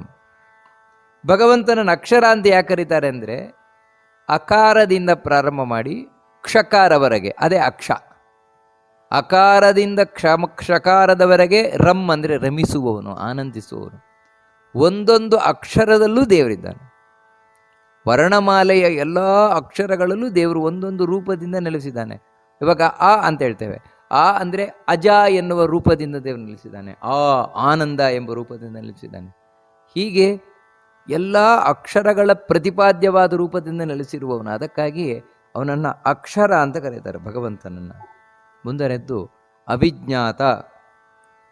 ಇಲ್ಲೆಲ್ಲ ನಮಸ್ಕಾರ ಮಾಡಬೇಕಾದ್ರೆ ಕ್ಷರಾಯ ನಮಃ, ಅಕ್ಷರಾಯ ನಮಃ. ಮುಂದಿನದ್ದು ಅವಿಜ್ಞಾತ. ನಮಸ್ಕಾರ ಮಾಡಬೇಕಾದ್ರೆ ಅವಿಜ್ಞಾತ್ರೇ ನಮಃ ಅಂತ ನಮಸ್ಕಾರ ಮಾಡಬೇಕಾದ್ದು. ಅರ್ಥಾತ್ ಯಾರನ್ನ ಪೂರ್ಣವಾಗಿ ತಿಳ್ಕೊಳ್ಳಿಕ್ಕೆ ಬರಲ್ವೋ, ಎಷ್ಟೇ ಪ್ರಯತ್ನ ಪಟ್ಟರೂ ದೇವರ ಬಗ್ಗೆ ತಿಳ್ಕೊಳ್ಳಿಕ್ಕೆ ಸಾಧ್ಯವಾಗುವಂಥದ್ದು ಸ್ವಲ್ಪ ಮಾತ್ರ. ನಮಗೇನು ಎಲ್ಲ ದೇವತೆಗಳಿಗೂ. ಯಾಕಂದರೆ ಆ ರೀತಿ ಅಪರಂಪಾರವಾಗಿರುವವನು ದೇವರು. ಅದಕ್ಕೋಸ್ಕರ ಅವನನ್ನು ಅಭಿಜ್ಞಾತ ಅಂತ ಕರೀತಾರೆ. ಮುಂದಿನದ್ದು ಸಹಸ್ರಾಂಶು. ಸಹಸ್ರಾಂಶು ಅಂತ ಹೇಳಿದ್ರೆ, ಅಂಶು ಅಂತ ಹೇಳಿದ್ರೆ ಕಿರಣಗಳು. ದೇವರು ಅಪರಿಮಿತವಾದಂದರೆ ಲೆಕ್ಕ ಇಲ್ಲದಷ್ಟು ಕಿರಣದಿಂದ ಕೂಡಿಕೊಂಡು ಬೆಳಗುತ್ತಾ ಇರುವುದು. ದೇವರು ಅಂತ ಹೇಳಿದ್ರೆ ಬೆಳಗುವ ಪುಂಜ. ಯಾವ ರೀತಿ ಅಂತ ಹೇಳಿದ್ರೆ ಭಗವಂತ ಸಾವಿರಾರು ಕಿರಣಗಳಿಂದ ಕೂಡಿಕೊಂಡು ತಾನು ಬೆಳಗುತ್ತಾ ಇದ್ದಾನಂತೆ. ಅದಕ್ಕೆ ಅವನನ್ನು ಸಹಸ್ರಾಂಶು ಅಂತ ಕರೀತಾರೆ. ಮುಂದಿನದ್ದು ವಿಧಾತ. ಈಗಾಗಲೇ ಹಿಂದೆ ಬಂದಿದೆ ಇದು ವಿಧಾತ ಅಂತ. ಇಲ್ಲಿ ಮತ್ತೆ ನಮಸ್ಕಾರ ಮಾಡಬೇಕಾದ್ರೆ ವಿಧಾತ್ರೇ ನಮಃ ಅಂತ ನಮಸ್ಕಾರ ಮಾಡಬೇಕಾದದ್ದು. ಅಂದರೆ ಭಗವಂತ ಧಾತ. ಧಾತ ಅಂದರೆ ಧರಿಸಿರುವವನು, ಹೊತ್ತಿರುವವನು. ಯಾರನ್ನ ಅಂದರೆ ಅಂದರೆ ವಿಶಿಷ್ಟರಾದವರು. ಯಾರು ವಿಶಿಷ್ಟರು ಅಂದರೆ ಸ್ಪೆಷಲ್ ಪರ್ಸನ್ಸ್. ಯಾರು ಅಂದರೆ ತನ್ನ ಭಕ್ತರು, ಜ್ಞಾನಿಗಳು, ಯೋಗಿಗಳು ಹಾಗೂ ಮುಕ್ತಿಯಲ್ಲಿರುವವರು. ಆ ಮುಕ್ತಿಯಲ್ಲಿಯೂ ಕೂಡ ದೇವರ ರಕ್ಷಣೆಯಲ್ಲೇ ಇರುವುದು ಎಲ್ಲರೂ. ಅದಕ್ಕೋಸ್ಕರ ಅವನಿಗೆ ವಿಧಾತ ಅಂತ ಕರೀತಾರೆ. ಮುಂದಿನದ್ದು ಕೃತಲಕ್ಷಣ. ಕೃತಲಕ್ಷಣ ಅಂತ ಹೇಳಿದ್ರೆ ದೇವರು ಒಂದೊಂದು ವಸ್ತುವನ್ನು ಗುರುತಿಸ್ಲಿಕ್ಕೋಸ್ಕರ ಒಂದೊಂದು ಗುರುತನ್ನು ಒಂದೊಂದರಲ್ಲಿ ಇಟ್ಟಿದ್ದಾನಂತೆ. ಅದೇ ಲಕ್ಷಣಗಳು ಅಂತ. ಲಕ್ಷಣ ಅಂತ ಹೇಳಿದ್ರೆ ನಾವು ಒಂದು ವಸ್ತುವನ್ನು ಗುರುತಿಸ್ಲಿಕ್ಕೋಸ್ಕರ ಇರುವ ಅದು ಅಸಾಧಾರಣವಾದಂತಹ ಸೈನ್, ಸಿಂಬಲ್. ಆ ರೀತಿ ಒಂದೊಂದಕ್ಕೆ ಒಂದೊಂದು ರೀತಿ ಇಟ್ಟಿರ್ತಾನೆ ದೇವರು. ಅದೇ ಕೃತಲಕ್ಷಣ. ಪ್ರತಿಯೊಂದಕ್ಕೂ ಅದಕ್ಕೆ ನಮಗೆ ಗುರುತಿಸ್ಲಿಕ್ಕೆ ಸಾಧ್ಯವಾಗುತ್ತೆ. ಓ, ಇದು ಹೀಗಲ್ವಾ, ಹೀಗಿರುವುದರಿಂದ ಹೀಗು ಅಂತ. ಹೀಗೆ ತಾನು ಬೇರೆ ಬೇರೆ ಬೇರೆ ಲಕ್ಷಣಗಳನ್ನು ಇಟ್ಟವನು ಒಂದೊಂದು ವಸ್ತುವಿನಲ್ಲೂ ಕೂಡ. ನಂತರ ಮುಂದಿನ ಶ್ಲೋಕ, ಗಭಸ್ತಿ ನೇಮಿ ಸತ್ವಸ್ಥ ಸಿಂಹೋ ಭೂತ ಮಹೇಶ್ವರ ಆದಿದೇವೋ ಮಹಾದೇವೋ ದೇವೇಶೋ ದೇವಭೃದ್ಗುರು. ಭಗವಂತನಿಗೆ ಮತ್ತೊಂದು ಹೆಸರು ಗಭಸ್ತಿ ನೇಮಿಹಿ ಅಂತ. ನೋಡಿ, ಇಲ್ಲಿ ಭಾ ಮಹಾಪ್ರಾಣ. ನಮಸ್ಕಾರ ಮಾಡಬೇಕಾದ್ರೆ ಗಭಸ್ತಿ ನೇಮ ಯೇ ನಮಃ ಅಂತ ನಮಸ್ಕಾರ ಮಾಡಬೇಕಾದದ್ದು. ಏನಿದ್ರ ಅರ್ಥ? ಗಭಸ್ತಿ ಅಂತ ಹೇಳಿದರೆ ಸೂರ್ಯ. ಸೂರ್ಯನನ್ನು ಗಭಸ್ತಿ ಅಂತ ಕರೀತಾರೆ ಸಂಸ್ಕೃತದಲ್ಲಿ. ಅಂತಹ ಸೂರ್ಯನನ್ನು ಕೂಡ ನಿಯಂತ್ರಿಸುವವನು. ಸೂರ್ಯ ಸರಿಯಾದ ಸಮಯಕ್ಕೆ ಉದಿಸ್ತಾ ಇದ್ದಾನೆ, ಸರಿಯಾದ ಸಮಯಕ್ಕೆ ಮುಳುಗುತ್ತಾ ಇದ್ದಾನೆ, ಸರಿಯಾಗಿ ಎಷ್ಟು ಸ್ಪೀಡಲ್ಲಿ ಹೋಗಬೇಕೋ ಅಷ್ಟೇ ಸ್ಪೀಡಲ್ಲಿ ಹೋಗ್ತಾ ಇದ್ದಾನೆಂದರೆ ಅದಕ್ಕೆ ಮುಖ್ಯ ಕಾರಣನಾಗಿರುವವನೇ ದೇವರು. ದೇವರು ಅದನ್ನು ನಿಯಂತ್ರಣ ಮಾಡ್ತಾ ಇರುವುದರಿಂದಾಗಿ ಸೂರ್ಯ ಸರಿಯಾದ ವೇಳೆಗೆ ಮೂಡುತ್ತಾನೆ, ಮುಳುಗುತ್ತಾನೆ, ಎಲ್ಲ ಆಗ್ತಾ ಇದೆ. ಅದಕ್ಕೆ ಭಗವಂತನನ್ನು ಗಭಸ್ತಿ ನೇಮಿ ಅಂತ ಕರೀತಾರೆ. ಮುಂದಿನದ್ದು ಸತ್ವಸ್ಥ. ನಮಸ್ಕಾರ ಮಾಡಬೇಕಾದ್ರೆ ಸತ್ವಸ್ಥಾಯ ನಮಃ ಅಂತ ನಮಸ್ಕಾರ ಮಾಡಬೇಕಾದದ್ದು. ಸತ್ವ ಅಂತ ಹೇಳಿದ್ರೆ ಸಾತ್ವಿಕವಾದ ಮನಸ್ಸು, ಒಳ್ಳೆ ಮನಸ್ಸು. ಯಾರು ಒಳ್ಳೆ ಮನಸ್ಸಿನಿಂದ ಕೂಡಿದವರಿದ್ದಾರೆ ಅವರೊಳಗೆ ನೆಲೆಸಿರುವವನಂತೆ ದೇವರು. ಒಳ್ಳೆ ಮನಸ್ಸಿನಿಂದಲೇ ದೇವರು ಬರುವವನು. ಅದಕ್ಕಾಗಿಯೇ ಅವನನ್ನು ಸತ್ವಸ್ಥ ಅಂತ ಕರೀತಾರೆ. ಮುಂದಿನದ್ದು ಸಿಂಹ. ಸಿಂಹ ಅಂತ ನಮಸ್ಕಾರ ಮಾಡಬೇಕಾದ್ರೆ ಸಿಂಹಾಯ ನಮಃ ಅಂತ ನಮಸ್ಕಾರ ಮಾಡಬೇಕಾದದ್ದು. ಯಾಕೆ ದೇವರನ್ನು ಸಿಂಹ ಅಂತ ಕರೀತಾರೆ ಅಂದರೆ, ಒಂದನೆಯದಾಗಿ ಸಿಂಹದಂತೆ ಪರಾಕ್ರಮಿಯಾಗಿರುವ ದೇವರು. ಯಾವ ರೀತಿ ಈ ಕಾಡಿನ ರಾಜನಾದ ಸಿಂಹಕ್ಕೆ ಎದುರಾಳಿಯೇ ಇಲ್ವೋ ಆ ರೀತಿ ಈ ಭಗವಂತನಿಗೆ ಎದುರಾಳಿಗಳೇ ಇಲ್ಲ. ಅಷ್ಟು ಮಾತ್ರ ಅಲ್ಲ, ಭಗವಂತನನ್ನು ಸಿಂಹ ಅಂತ ಇನ್ಯಾಕೆ ಕರೀತಾರೆ ಅಂತ ಹೇಳಿದರೆ, ತಾನು ಸಿಂಹದಂತೆ ಎಲ್ಲರನ್ನು ಸಂಹರಿಸುವವ ಪ್ರಳಯ ಕಾಲದಲ್ಲಿ. ಅದಕ್ಕೆ ಅವನನ್ನು ಸಿಂಹ ಅಂತ ಕರೀತಾರೆ. ಇನ್ನು ಭೂತ ಮಹೇಶ್ವರ. ಭಗವಂತನಿಗೆ ಯಾಕೆ ಭೂತ ಮಹೇಶ್ವರ ಅಂತ ಕರೀತಾರೆ ಅಂದರೆ, ಭೂತ ಅಂದರೆ ಇರುವವರು. ಯಾಕಂದರೆ ಎಲ್ಲ ಜೀವರಾಶಿಗಳು ಅವರಿಗೆ ಇವನೇ ಮಹೇಶ್ವರ. ಮಹೇಶ್ವರ ಅಂತ ಹೇಳಿದ್ರೆ ಹಿರಿಯ ಒಡೆಯ, ಇವನು ಎಲ್ಲರ ಹಿರಿಯ ಒಡೆಯನಾಗಿರುವವು. ಅದಕ್ಕೆ ಭಗವಂತನನ್ನು ಭೂತ ಮಹೇಶ್ವರರ ಅಂತ ಹೇಳ್ತಾರೆ. ಮುಂದಿನದು ಆದಿದೇವ. ದೇವರು ಆದಿದೇವ ಅಂತ ಯಾಕೆ ಕರೆಯಲ್ಪಡ್ತಾನೆ? ಇಲ್ಲಿ ನಮಸ್ಕಾರ ಮಾಡಬೇಕಾದ್ರೆ ಆದಿದೇವಾಯ ನಮಃ ಅಂತ ನಮಸ್ಕಾರ ಮಾಡಬೇಕಾದ್ರೆ, ಇವನು ಆದಿ ಅಂದರೆ ಎಲ್ಲಕ್ಕಿಂತ ಮೊದಲಿದ್ದವನು. ದೇವ ಯಾವತ್ತು ಕ್ರೀಡಾರೂಪವಾಗಿ ಎಲ್ಲ ಮಾಡುವವನು. ಅದಕ್ಕೋಸ್ಕರ ದೇವರನ್ನು ಆದಿದೇವ ಅಂತ ಕರೀತಾರೆ. ಇನ್ನು ಮಹಾದೇವ, ಇದಕ್ಕೆ ನಮಸ್ಕಾರ ಮಾಡಬೇಕಾದ್ರೆ ಮಹಾದೇವಾಯ ನಮಃ. ಯಾಕೆ ದೇವರನ್ನು ಮಹಾದೇವ ಅಂತ ಕರೀತಾರೆ ಅಂತ ಹೇಳಿದರೆ, ಮಹಾ ಅಂದರೆ ಯಾರು ಮಹಾತ್ಮರಿದ್ದಾರೆ, ಬ್ರಹ್ಮಾದಿ ದೇವತೆಗಳು, ಅವರಿಂದಲೂ ಇವನು ಪೂಜಿಸಲ್ಪಡ್ತಾ ಇರುವ ದೇವ. ಅದಕ್ಕೋಸ್ಕರ ಇವನು ಮಹಾದೇವ ಅಂತ ಕರೀತಾರೆ. ಮುಂದಿನದ್ದು ದೇವೇಶ. ನಮಸ್ಕಾರ ಮಾಡಬೇಕಾದ್ರೆ ದೇವೇಶಾಯ ನಮಃ ಅಂತ ನಮಸ್ಕಾರ ಮಾಡಬೇಕು. ಅಂದರೆ ಯಾರು ದೇವತೆಗಳಿದ್ದಾರೆ ಅವರೆಲ್ಲರಿಗೂ ಈಶಾ ಅಂದರೆ ಕಂಟ್ರೋಲರ್, ನಿಯಂತ್ರಣ ಮಾಡುವವು, ಎಲ್ಲರೂ ಇವನ ಅಧೀನವಾಗೇ ಇರುವವು. ಅದಕ್ಕೆ ಇವನಿಗೆ ದೇವೇಶ ಅಂತ ಕರೀತಾರೆ. ನಂತರ ದೇವೇಶೋ ದೇವಭೃತ್. ನಮಸ್ಕಾರ ಮಾಡಬೇಕಾದ್ರೆ ದೇವಭೃತೇ ನಮಃ ಅಂತ ನಮಸ್ಕಾರ ಮಾಡಬೇಕಾದದ್ದು. ಯಾಕೆ ಭಗವಂತನನ್ನ ದೇಹಭೃತ್ ಅಂತ ಕರೀತಾರೆ ಅಂತ ಹೇಳಿದ್ರೆ, ಯಾರು ದೇವಭೃತ್ ಅಂದರೆ ದೇವತೆಗಳೇನಿದ್ದಾರೆ ಎಲ್ಲ ದೇವತೆಗಳ ಜವಾಬ್ದಾರಿಯನ್ನು ಇವನೇ ಹೊತ್ತಿರುವ. ಅವರು ನಿಶ್ಚಿಂತೆ ಇದ್ದಾರೆ ದೇವತೆಗಳು, ಅವರೆಲ್ಲರ ಜವಾಬ್ದಾರಿಯನ್ನು ಇವರು ಹೊತ್ತಿ ಕ್ಷಣದಲ್ಲಿ ಎಲ್ಲ ದೇವತೆಗಳನ್ನು ರಕ್ಷಣೆ ಮಾಡ್ತಾ ಇದ್ದಾನೆ. ಅದಕ್ಕೆ ಆ ಭಗವಂತನಿಗೆ ದೇವಭೃತ್ ಅಂತ ಕರೀತಾರೆ. ಮುಂದಿನದ್ದು ಭಗವಂತನ ನಾಮ ಗುರುಹು ಅಂತ. ಗುರುಹು ಅಂತ ಹೇಳಿದರೆ ಇಲ್ಲಿ ನಮಸ್ಕಾರ ಮಾಡಬೇಕಾದ್ರೆ ಗುರವೇ ನಮಃ ಅಂತ ನಮಸ್ಕಾರ ಮಾಡಬೇಕಾದದ್ದು. ಗುರು ಅಂತ ಭಗವಂತನನ್ನು ಯಾಕೆ ಕರೀತಾರೆ ಅಂತ ಹೇಳಿದರೆ, ಗುರು ಅಂದರೆ ಗಿರತಿ. ಯಾರು ಭಕ್ತರಿದ್ದಾರೆ, ಯಾರು ಸಜ್ಜನರಿದ್ದಾರೆ, ಅವರ ಅಜ್ಞಾನವನ್ನು ತಾನು ನುಂಗಿ ಅವರಿಗೆ ಜ್ಞಾನವನ್ನು ಕೊಡುವವನು, ಸುಖವನ್ನು ಕೊಡುವವನು. ಅದಕ್ಕೆ ಭಗವಂತನನ್ನ ಗುರುಹು ಅಂತ ಕರೀತಾರೆ. ಉತ್ತರೋ ಗೋಪತಿರ್ಗೋಪ್ತ ಜ್ಞಾನಗಮ್ಯ ಪುರಾತನಃ ಶರೀರೇ ಭೂತಭೃದ್ಭೋಕ್ತ ಕಪೀಂದ್ರೋ ಭೂರಿ ದಕ್ಷಿಣಃ. ಇಲ್ಲಿ ಸ್ವಲ್ಪ ಉಚ್ಚಾರಣೆಯನ್ನು ಮಾಡಬೇಕಾದ್ರೆ ಮಹಾಪ್ರಾಣಗಳು, ದೀರ್ಘ, ಅದರ ಬಗ್ಗೆ ನಾವು ಒತ್ತು ಕೊಡಬೇಕಾದದ್ದು. ಉತ್ತರೋ ಅಲ್ಲಿ ದೀರ್ಘ ಇದೆ. ಉತ್ತರೋ ಗೋಪತಿರ್ಗೋಪ್ತ ಅಲ್ಲೂ ದೀರ್ಘ ಇದೆ. ಜ್ಞಾನಗಮ್ಯ ಪುರಾತನಃ. ನಂತರ ಶರೀರ ಭೂತಭೃದ್ಭೋಕ್ತ ಅಂತ ಕೆಲವು ಕಡೆ, ಇನ್ನು ಕೆಲವು ಕಡೆ ಶರೀರೀ ಭೂತಭೃತ್ ಭೋಕ್ತ. ನೋಡಿ ಅಲ್ಲೆಲ್ಲ ಮಹಾಪ್ರಾಣಗಳಿದೆ. ಕಪೀಂದ್ರೋ ಭೂರಿ ದಕ್ಷಿಣಃ, ಇಷ್ಟು ಶಬ್ದಗಳಿದೆ. ಅದರಲ್ಲಿ ಮೊದಲ ಭಗವಂತನ ನಾಮ ಉತ್ತರ ಅಂತ. ನಮಸ್ಕಾರ ಮಾಡಬೇಕಾದ್ರೆ ಉತ್ತರಾಯ ನಮಃ ಅಂತ ಭಗವಂತನಿಗೆ ನಾವು ನಮಸ್ಕಾರ ಮಾಡಬೇಕಾದದ್ದು. ಯಾಕೆ ಭಗವಂತನನ್ನು ಉತ್ತರ ಅಂತ ಕರೀತಾರೆ ಅಂತ ಹೇಳಿದರೆ, ಎತ್ತರದಲ್ಲಿರುವುದರಿಂದಾಗಿ. ನೋಡಿ, ಉತ್ತರ ಅಂದ್ರೇ ಎತ್ತರ. ಭಗವಂತ ಎಲ್ಲಕ್ಕಿಂತ ಎತ್ತರದಲ್ಲಿದ್ದಾನೆ. ಅದಕ್ಕೆ ಆ ಭಗವಂತನ ಸ್ಥಾನವನ್ನು ಬೇರೆ ಯಾರಿಗೂ ಗಳಿಸ್ಲಿಕ್ಕೆ ಸಾಧ್ಯ ಇಲ್ಲ. ಅಂದರೆ ನಾನು ಯಾರಾದರೂ ದೇವರಾಗ್ತೇನೆ ಅಂತ ಹೋದರೆ ದೇವರು ಆಗ್ಲಿಕ್ಕೆ ಸಾಧ್ಯವೇ ಇಲ್ಲ. ದೇವರು ಅವನೊಬ್ಬನೇ, ವಿಷ್ಣುವೇ ದೇವರು, ಉಳಿದವರೆಲ್ಲರೂ ಕೂಡ ಜೀವರು, ಆ ಭಗವಂತನ ಅಡಿಯಲ್ಲಿರುವವರು. ಅದಕ್ಕೆ ಅವನನ್ನು ಉತ್ತರ ಅಂತ ಕರೀತಾರೆ, ಎಲ್ಲಕ್ಕಿಂತ ಎತ್ತರದಲ್ಲಿರುವುದರಿಂದಾಗಿ ಭಗವಂತ. ಮುಂದಿನದ್ದು ಭಗವಂತನ ನಾಮ ಗೋಪತಯೇ ನಮಃ. ನೋಡಿ, ನಮಸ್ಕಾರ ಮಾಡಬೇಕಾದ್ರೆ ಗೋಪತಿ ಅಂತ ಭಗವಂತನದ್ದು. ನಮಸ್ಕಾರ ಮಾಡಬೇಕಾದ್ರೆ ಗೋಪತಯೇ ನಮಃ ಅಂತ ನಮಸ್ಕಾರ ಮಾಡಬೇಕಾದದ್ದು. ಗೋಪತಿ ಅಂದರೆ ಅರ್ಥ ಏನಂದರೆ ಅನೇಕ ಅರ್ಥಗಳು. ಅದರಲ್ಲಿ ಒಂದು ಗೋವು ಅಂತ ಹೇಳಿದರೆ ವೇದಗಳು. ಆ ವೇದಗಳನ್ನು ರಕ್ಷಣೆಯನ್ನು ಮಾಡುವವನು ಗೋಪತಿ ಭಗವಂತ. ಇನ್ನೊಂದು ಗೋ ಅಂದರೆ ನಮ್ಮ ಮಾತುಗಳು. ಮಾತಿಗೂ ಗೋ ಅಂತ ಹೇಳ್ತಾರೆ. ನಮ್ಮ ಮಾತುಗಳನ್ನು ರಕ್ಷಣೆ ಮಾಡ್ತಾನೆ. ಅಂದರೆ ಮಾತುಗಳನ್ನು ರಕ್ಷಣೆ ಮಾಡ್ತಾನೆ ಅಂದರೆ ಅರ್ಥ ಏನು ಅಂದರೆ, ಭಗವಂತನನ್ನು ಗೋಪತಿ ಅಂತ ನಾವು ಚಿಂತನೆಯನ್ನು ಮಾಡಿದವು ಅಂತ ಹೇಳಿದರೆ ನಮ್ಮ ಬಾಯಿಯಿಂದ ಒಳ್ಳೊಳ್ಳೆ ಮಾತುಗಳು ಆಡುವಂತೆ ಮಾಡ್ತಾನೆ. ಕೆಟ್ಟ ಮಾತುಗಳು ಬರದಂತೆ ತಡಿತಾನೆ ಭಗವಂತ. ಅಷ್ಟು ಮಾತ್ರ ಅಲ್ಲ, ನಾವು ಆಡಿದ ಮಾತನ್ನು ಸತ್ಯವನ್ನಾಗಿ ಮಾಡ್ತಾನೆ. ನಾವು ಏನು ಆಡ್ತೇವೆ ಆ ಮಾತನ್ನು ಸತ್ಯವನ್ನಾಗಿ ಮಾಡ್ತಾನೆ. ನಾನು ಯಾರಿಗಾದರೂ ಏನಾದರೂ ಒಂದು ಮಾತನ್ನು ಕೊಟ್ಟರೆ ಆ ಮಾತನ್ನು ಸುಳ್ಳಾಗದ ಹಾಗೆ ರಕ್ಷಣೆಯನ್ನು ಮಾಡ್ತಾನೆ. ಹೀಗೆ ಭಗವಂತ ಗೋಪತಿಯಾಗಿ ತಾನು ನಮ್ಮನ್ನು ರಕ್ಷಣೆಯನ್ನು ಮಾಡ್ತಾನೆ. ಮುಂದಿನದ್ದು ಭಗವಂತನ ರೂಪ ಗೋಪ್ತ ಅಂತ. ಇಲ್ಲಿ ನಮಸ್ಕಾರ ಮಾಡಬೇಕಾದ್ರೆ ಗೋಪ್ತ್ರೇ ನಮಃ ಅಂತ ನಮಸ್ಕಾರ ಮಾಡಬೇಕಾದದ್ದು. ಗೋಪ್ತ್ರೇ ನಮಃ ಅಂತ. ಗೋಪ್ತ ಅಂತ ಹೇಳಿದರೆ ಹೆಸರೇ ಹೇಳುವ ಹಾಗೆ ರಕ್ಷಿಸುವವನು ಅಂತ.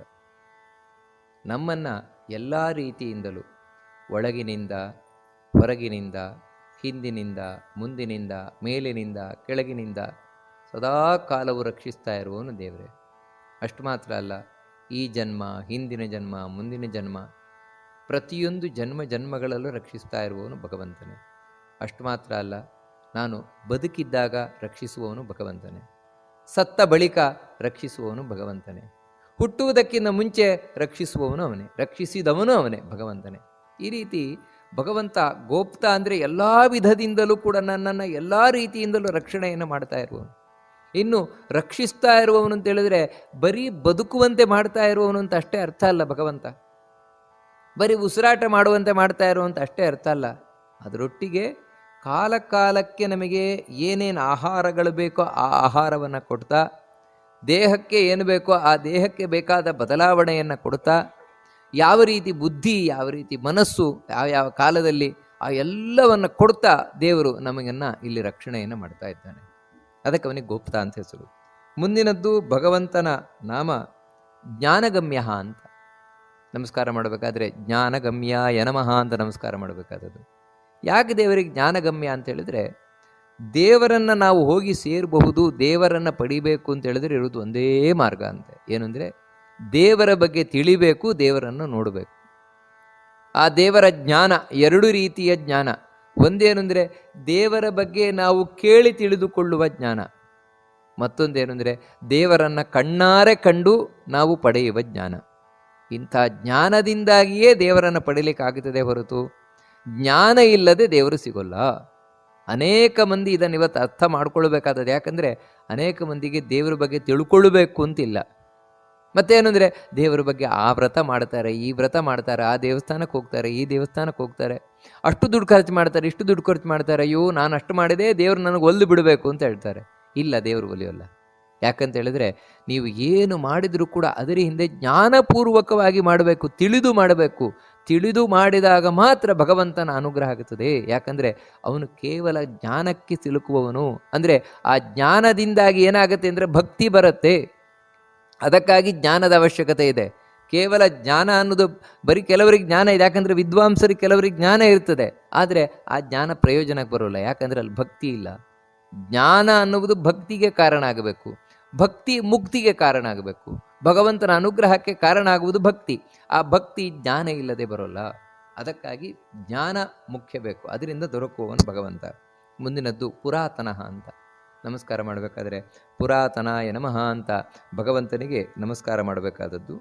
ಪುರಾತನ ಅಂತ ಭಗವಂತನನ್ನು ಯಾಕೆ ಕರೀತಾರೆ ಅಂತ ಹೇಳಿದ್ರೆ ಹಿಂದಿನಿಂದಲೂ ಇರುವವನು ದೇವರು ಅಂತ. ಹಿಂದಿನಿಂದಲೂ ಇದ್ದಾನೆ ದೇವರು, ಅವನಿಲ್ಲದ ಒಂದು ಕಾಲವೇ ಇಲ್ಲ. ಅದಕ್ಕೆ ಅವನನ್ನು ಪುರಾತನ ಅಂತ ಹೇಳ್ತೇವೆ. ನಾವು ಕೇಳ್ತೇವೆ ಇದು ಪುರಾತನವಾದ ವಸ್ತು ಅಂತ, ಅಂದರೆ ಹಿಂದಿಂದಲೂ ಇದೆ ಅಂತ. ದೇವರಷ್ಟು ಪುರಾತನವಾದ ವಸ್ತು ಇನ್ನೊಂದು ಇಲ್ಲವೇ ಇಲ್ಲ. ಅದಕ್ಕೆ ಅವನನ್ನು ಪುರಾತನ ಅಂತ ಕರೀತಾರೆ.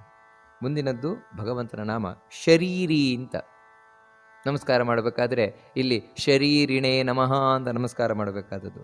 ಶರೀರಿ ಅಂತ ಭಗವಂತನನ್ನು ಯಾಕೆ ಕರೀತಾರೆ ಅಂದರೆ ಶರೀರವುಳ್ಳವನು. ಶರೀರವುಳ್ಳವನು ಅಂದರೆ ನಮ್ಮ ಹಾಗಲ್ಲ, ಮತ್ತೇನೆಂದರೆ ಶರೀರದ ಮೇಲೆ ಒಡೆತನ ಉಳ್ಳವನು. ಈ ನಮ್ಮ ಶರೀರ ನಾವಿದ್ದೇವಷ್ಟೇ, ಆದರೆ ನಮ್ಮ ಸ್ವಂತದ್ದಲ್ಲ. ಮತ್ತೆ ಯಾರಿಗೆ ಸೇರಿದ್ದು ಅಂದರೆ ದೇವರಿಗೆ ಸೇರಿದ್ದುದು. ಅದಕ್ಕಾಗಿ ದೇವರನ್ನು ಶರೀರಿ ಅಂತ ಕರೀತಾರೆ. ಅಂದರೆ ಈ ದೇಹದ ಒಡೆತನ ಉಳ್ಳವನು ದೇವರು, ಅವನು ಕೊಟ್ಟ ದೇಹ ಇದು. ನಂತರ ಭೂತಭೃತ್. ಭೂತಭೃತ್ ಅಂತ ಹೇಳಿದ್ರೆ ಇಡೀ ಎಲ್ಲ ಜಗತ್ತನ್ನು ಹೊತ್ತಿರುವವನು ಭಗವಂತ. ಅಂದರೆ ಜವಾಬ್ದಾರಿಯನ್ನು ಹೊತ್ತಿರುವವನು. ನಮ್ಮ ಜವಾಬ್ದಾರಿಯನ್ನು, ಇಡೀ ಜಗತ್ತಿನ ಜವಾಬ್ದಾರಿಯನ್ನು ಎಲ್ಲವನ್ನು ಹೊತ್ತಿರುವಂಥವನು ಭಗವಂತ. ಅದಕ್ಕೆ ಅವನನ್ನು ಭೂತಭೃತ್ ಅಂತ ಕರೀತಾರೆ ಭಗವಂತನನ್ನು. ನಂತರ ಭೋಕ್ತಾ ಅಂತ ಭಗವಂತನನ್ನು ಕರೀತಾರೆ. ಇಲ್ಲಿ ನಮಸ್ಕಾರ ಮಾಡಬೇಕಾದ್ರೆ ಭೋಕ್ತ್ರೇ ನಮಃ ಅಂತ ದೇವರಿಗೆ ನಮಸ್ಕಾರವನ್ನು ಮಾಡಬೇಕಾದದ್ದು. ಯಾಕೆ ಭಗವಂತನನ್ನು ಭೋಕ್ತಾ ಅಂತ ಕರೀತಾರೆ ಅಂತ ಹೇಳಿದರೆ ಅವನು ಎಲ್ಲವನ್ನು ಅನುಭವಿಸುವವನು ಅಂತ. ದೇವರು ನಿಜವಾಗ್ಲೂ ನಾವೇನು ತಿಳ್ಕೊಳ್ತೇವೆ ಅಂತ ಹೇಳಿದ್ರೆ ಈ ಜಗತ್ತಿನಲ್ಲಿ ತಿನ್ನುವವರು ನಾವು, ನೋಡುವವರು ನಾವು, ಕೇಳುವವರು ನಾವು, ಮುಟ್ಟುವವರು ನಾವು ಅಂತೆಲ್ಲ ತಿಳ್ಕೊಳ್ತೇವೆ. ನಿಜವಾಗಿ ಅದು ಅಲ್ಲ. ಮತ್ತೇನೆಂದರೆ ಈ ದೇಹದೊಳಗೆ ಕೂತು ನೋಡುವವನು ದೇವರು, ಕೇಳುವವನು ದೇವರು, ಮುಟ್ಟುವವನು ದೇವರು, ಮೂಸುವವನು ದೇವರು, ತಿನ್ನುವವನು ದೇವರು, ಎಲ್ಲ ಮಾಡುವವನು ದೇವರು. ಮತ್ತು ಅವನು ಮಾಡಿ ನಮಗೋಸ್ಕರ ಏನು ಕೊಡ್ತಾನೆ ಅಷ್ಟು ಮಾತ್ರ ನಮಗೆ ಸಿಗುತ್ತದೆ. ಅವನು ತಿಂದು ಬಿಟ್ಟದ್ದು ನಮಗಷ್ಟೇ ಸಿಗುವಂಥದ್ದು. ನಿಜವಾದ ಭೋಕ್ತೃ ದೇವರೇ ಈ ದೇಹದೊಳಗೆ. ಅದಕ್ಕೆ ಅವನನ್ನು ಭೋಕ್ತ ಅಂತ ಕರೀತಾರೆ. ಮುಂದಿನದ್ದು ಭಗವಂತನ ನಾಮ ಕಪೀಂದ್ರ ಅಂತ. ಕಪೀಂದ್ರ ಅಂತ ಹೇಳಿದ್ರೆ ನಮಸ್ಕಾರ ಮಾಡಬೇಕಾದ್ರೆ ಕಪೀಂದ್ರಾಯ ನಮಃ ಅಂತ ನಮಸ್ಕಾರ ಮಾಡಬೇಕಾದದ್ದು. ನಮಗೆ ಗೊತ್ತು ಕಪೀಂದ್ರ ಅಂದರೆ ಹನುಮಂತ, ಎಲ್ಲ ಕಪಿಗಳಿಗೆ ಒಡೆಯನಾಗಿರುವವನು. ಆ ಹನುಮಂತನೊಳಗೆ ನೆಲೆಸಿರುವ ದೇವರಿಗೆ ಕಪೀಂದ್ರ ಅಂತ ಹೆಸರು. ಯಾಕಂದರೆ ಹನುಮಂತನೊಳಗೂ ವಿಷ್ಣು ನೆಲೆಸಿದ್ದಾನೆ. ಯಾವ ರೂಪದಿಂದ ಅಂದರೆ ಕಪೀಂದ್ರ ಅಂತ. ಅಥವಾ ಇನ್ನೊಂದು ಅರ್ಥದಲ್ಲಿ ಹೇಳಬೇಕಾದ್ರೆ ಕಪಿಗಳು ಅಂತ ಹೇಳಿದ್ರೆ ಆನಂದವಾಗಿರುವವರು, ಕಮ್ ಅಂತ ಹೇಳಿದ್ರೆ ಸುಖ ಅಂತ ಸಂಸ್ಕೃತದಲ್ಲಿ ಅರ್ಥ. ಆ ಸುಖವನ್ನು ಪಿ ಅಂದರೆ ಪಿಬತಿ, ಯಾವುದಂದರೆ ಮೋಕ್ಷದಲ್ಲಿರುವವರು, ಅವರ ಒಡೆಯ, ಮುಕ್ತರ ಒಡೆಯ. ಅದಕ್ಕೆ ಭಗವಂತನನ್ನು ಕಪೀಂದ್ರ ಅಂತ ಕರೀತಾರೆ. ಮುಂದಿನದ್ದು ಭೂರಿ ದಕ್ಷಿಣ ನಮಸ್ಕಾರ ಮಾಡಬೇಕಾದ್ರೆ ಭೂರಿ ದಕ್ಷಿಣಾಯ ನಮಃ ಅಂತ ನಮಸ್ಕಾರ ಮಾಡಬೇಕಾದದ್ದು ದೇವರಿಗೆ. ಯಾಕೋಸ್ಕರ ಅಂತೇಳಿದ್ರೆ ಭೂರಿ ಅಂದರೆ ತುಂಬ ಬಹಳಷ್ಟು ದಕ್ಷಿಣೆಯನ್ನು ಕೊಡ್ತವೆ. ಯಾವುದೇ ಯಜ್ಞ ಯಾಗಾದಿಗಳನ್ನು ಮಾಡಿದರೆ ತುಂಬ ದಕ್ಷಿಣೆಯನ್ನು ಕೊಡ್ತೇವೆ, ದಾನ ದಕ್ಷಿಣೆ ಎಲ್ಲ. ಯಾಕೋಸ್ಕರ ಅಂದರೆ ಯಾರ ಪ್ರೀತಿಗೋಸ್ಕರ ತುಂಬ ದಕ್ಷಿಣೆಯನ್ನು ಕೊಡ್ತೇವೋ ಅಂಥವನೇ ವಿಷ್ಣು. ಅಂದರೆ ಈ ಭಗವಂತನ ಪ್ರೀತಿಗೋಸ್ಕರವೇ ದಕ್ಷಿಣೆಯನ್ನು ಕೊಡುವುದು. ಇನ್ಯಾರೋ ಹೊಟ್ಟೆ ತುಂಬಿಸ್ಕೊಳ್ಳಿಕ್ಕಲ್ಲ, ಅವರು ಹೊಟ್ಟೆ ತುಂಬಲಿ ಇವರು ಹೊಟ್ಟೆ ತುಂಬಲಿ ಅಂತಲ್ಲ, ಮತ್ತು ಈ ಭಗವಂತನ ಪ್ರೀತಿಗೋಸ್ಕರ. ಅದಕ್ಕೋಸ್ಕರ ಇವನನ್ನು ಭೂರಿ ದಕ್ಷಿಣ ಅಂತ ಕರೀತಾರೆ ಭಗವಂತನನ್ನು. ಮುಂದಿನ ಶ್ಲೋಕ ಸೋಮಪೋ ಮೃತಪಃ ಸೋಮಃ ಪುರುಜಿತ್ ಪುರುಸತ್ತಮಃ ವಿನಯೋಜಯ ಸತ್ಯಸಂಧೋ ದಾಶಾರ್ಹ ಸಾತ್ವತಾಂ ಪತಿಃ.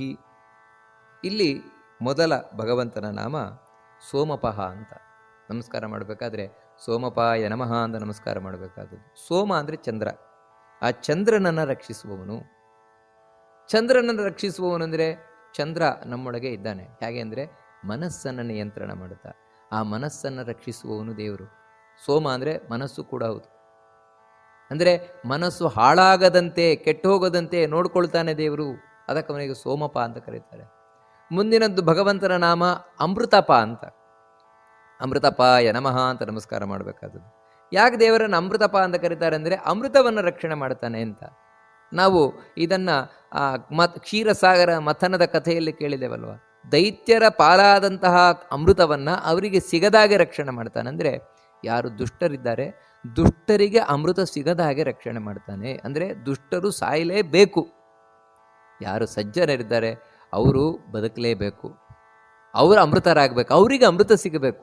ಈ ರೀತಿ ಸಜ್ಜನರಿಗೋಸ್ಕರ ದುರ್ಜನರಿಂದ ಅಮೃತವನ್ನು ರಕ್ಷಣೆ ಮಾಡ್ತಾನೆ. ಅದಕ್ಕೆ ಅವನನ್ನು ಭಗವಂತನನ್ನು ಅಮೃತಪ ಅಂತ ಕರೀತಾರೆ. ಮುಂದಿನದ್ದು ಸೋಮಃ ಅಂತ. ಸೋಮಾಯ ನಮಃ ಅಂತ ನಮಸ್ಕಾರ ಮಾಡಬೇಕು. ಯಾಕೆ ದೇವರನ್ನು ಸೋಮ ಅಂತ ಕರೀತಾರೆ ಅಂದರೆ ಚಂದ್ರನೊಳಗೆ ನಿಂತಿದ್ದಾನೆ. ಸೋಮ ಅಂದರೆ ಚಂದ್ರ.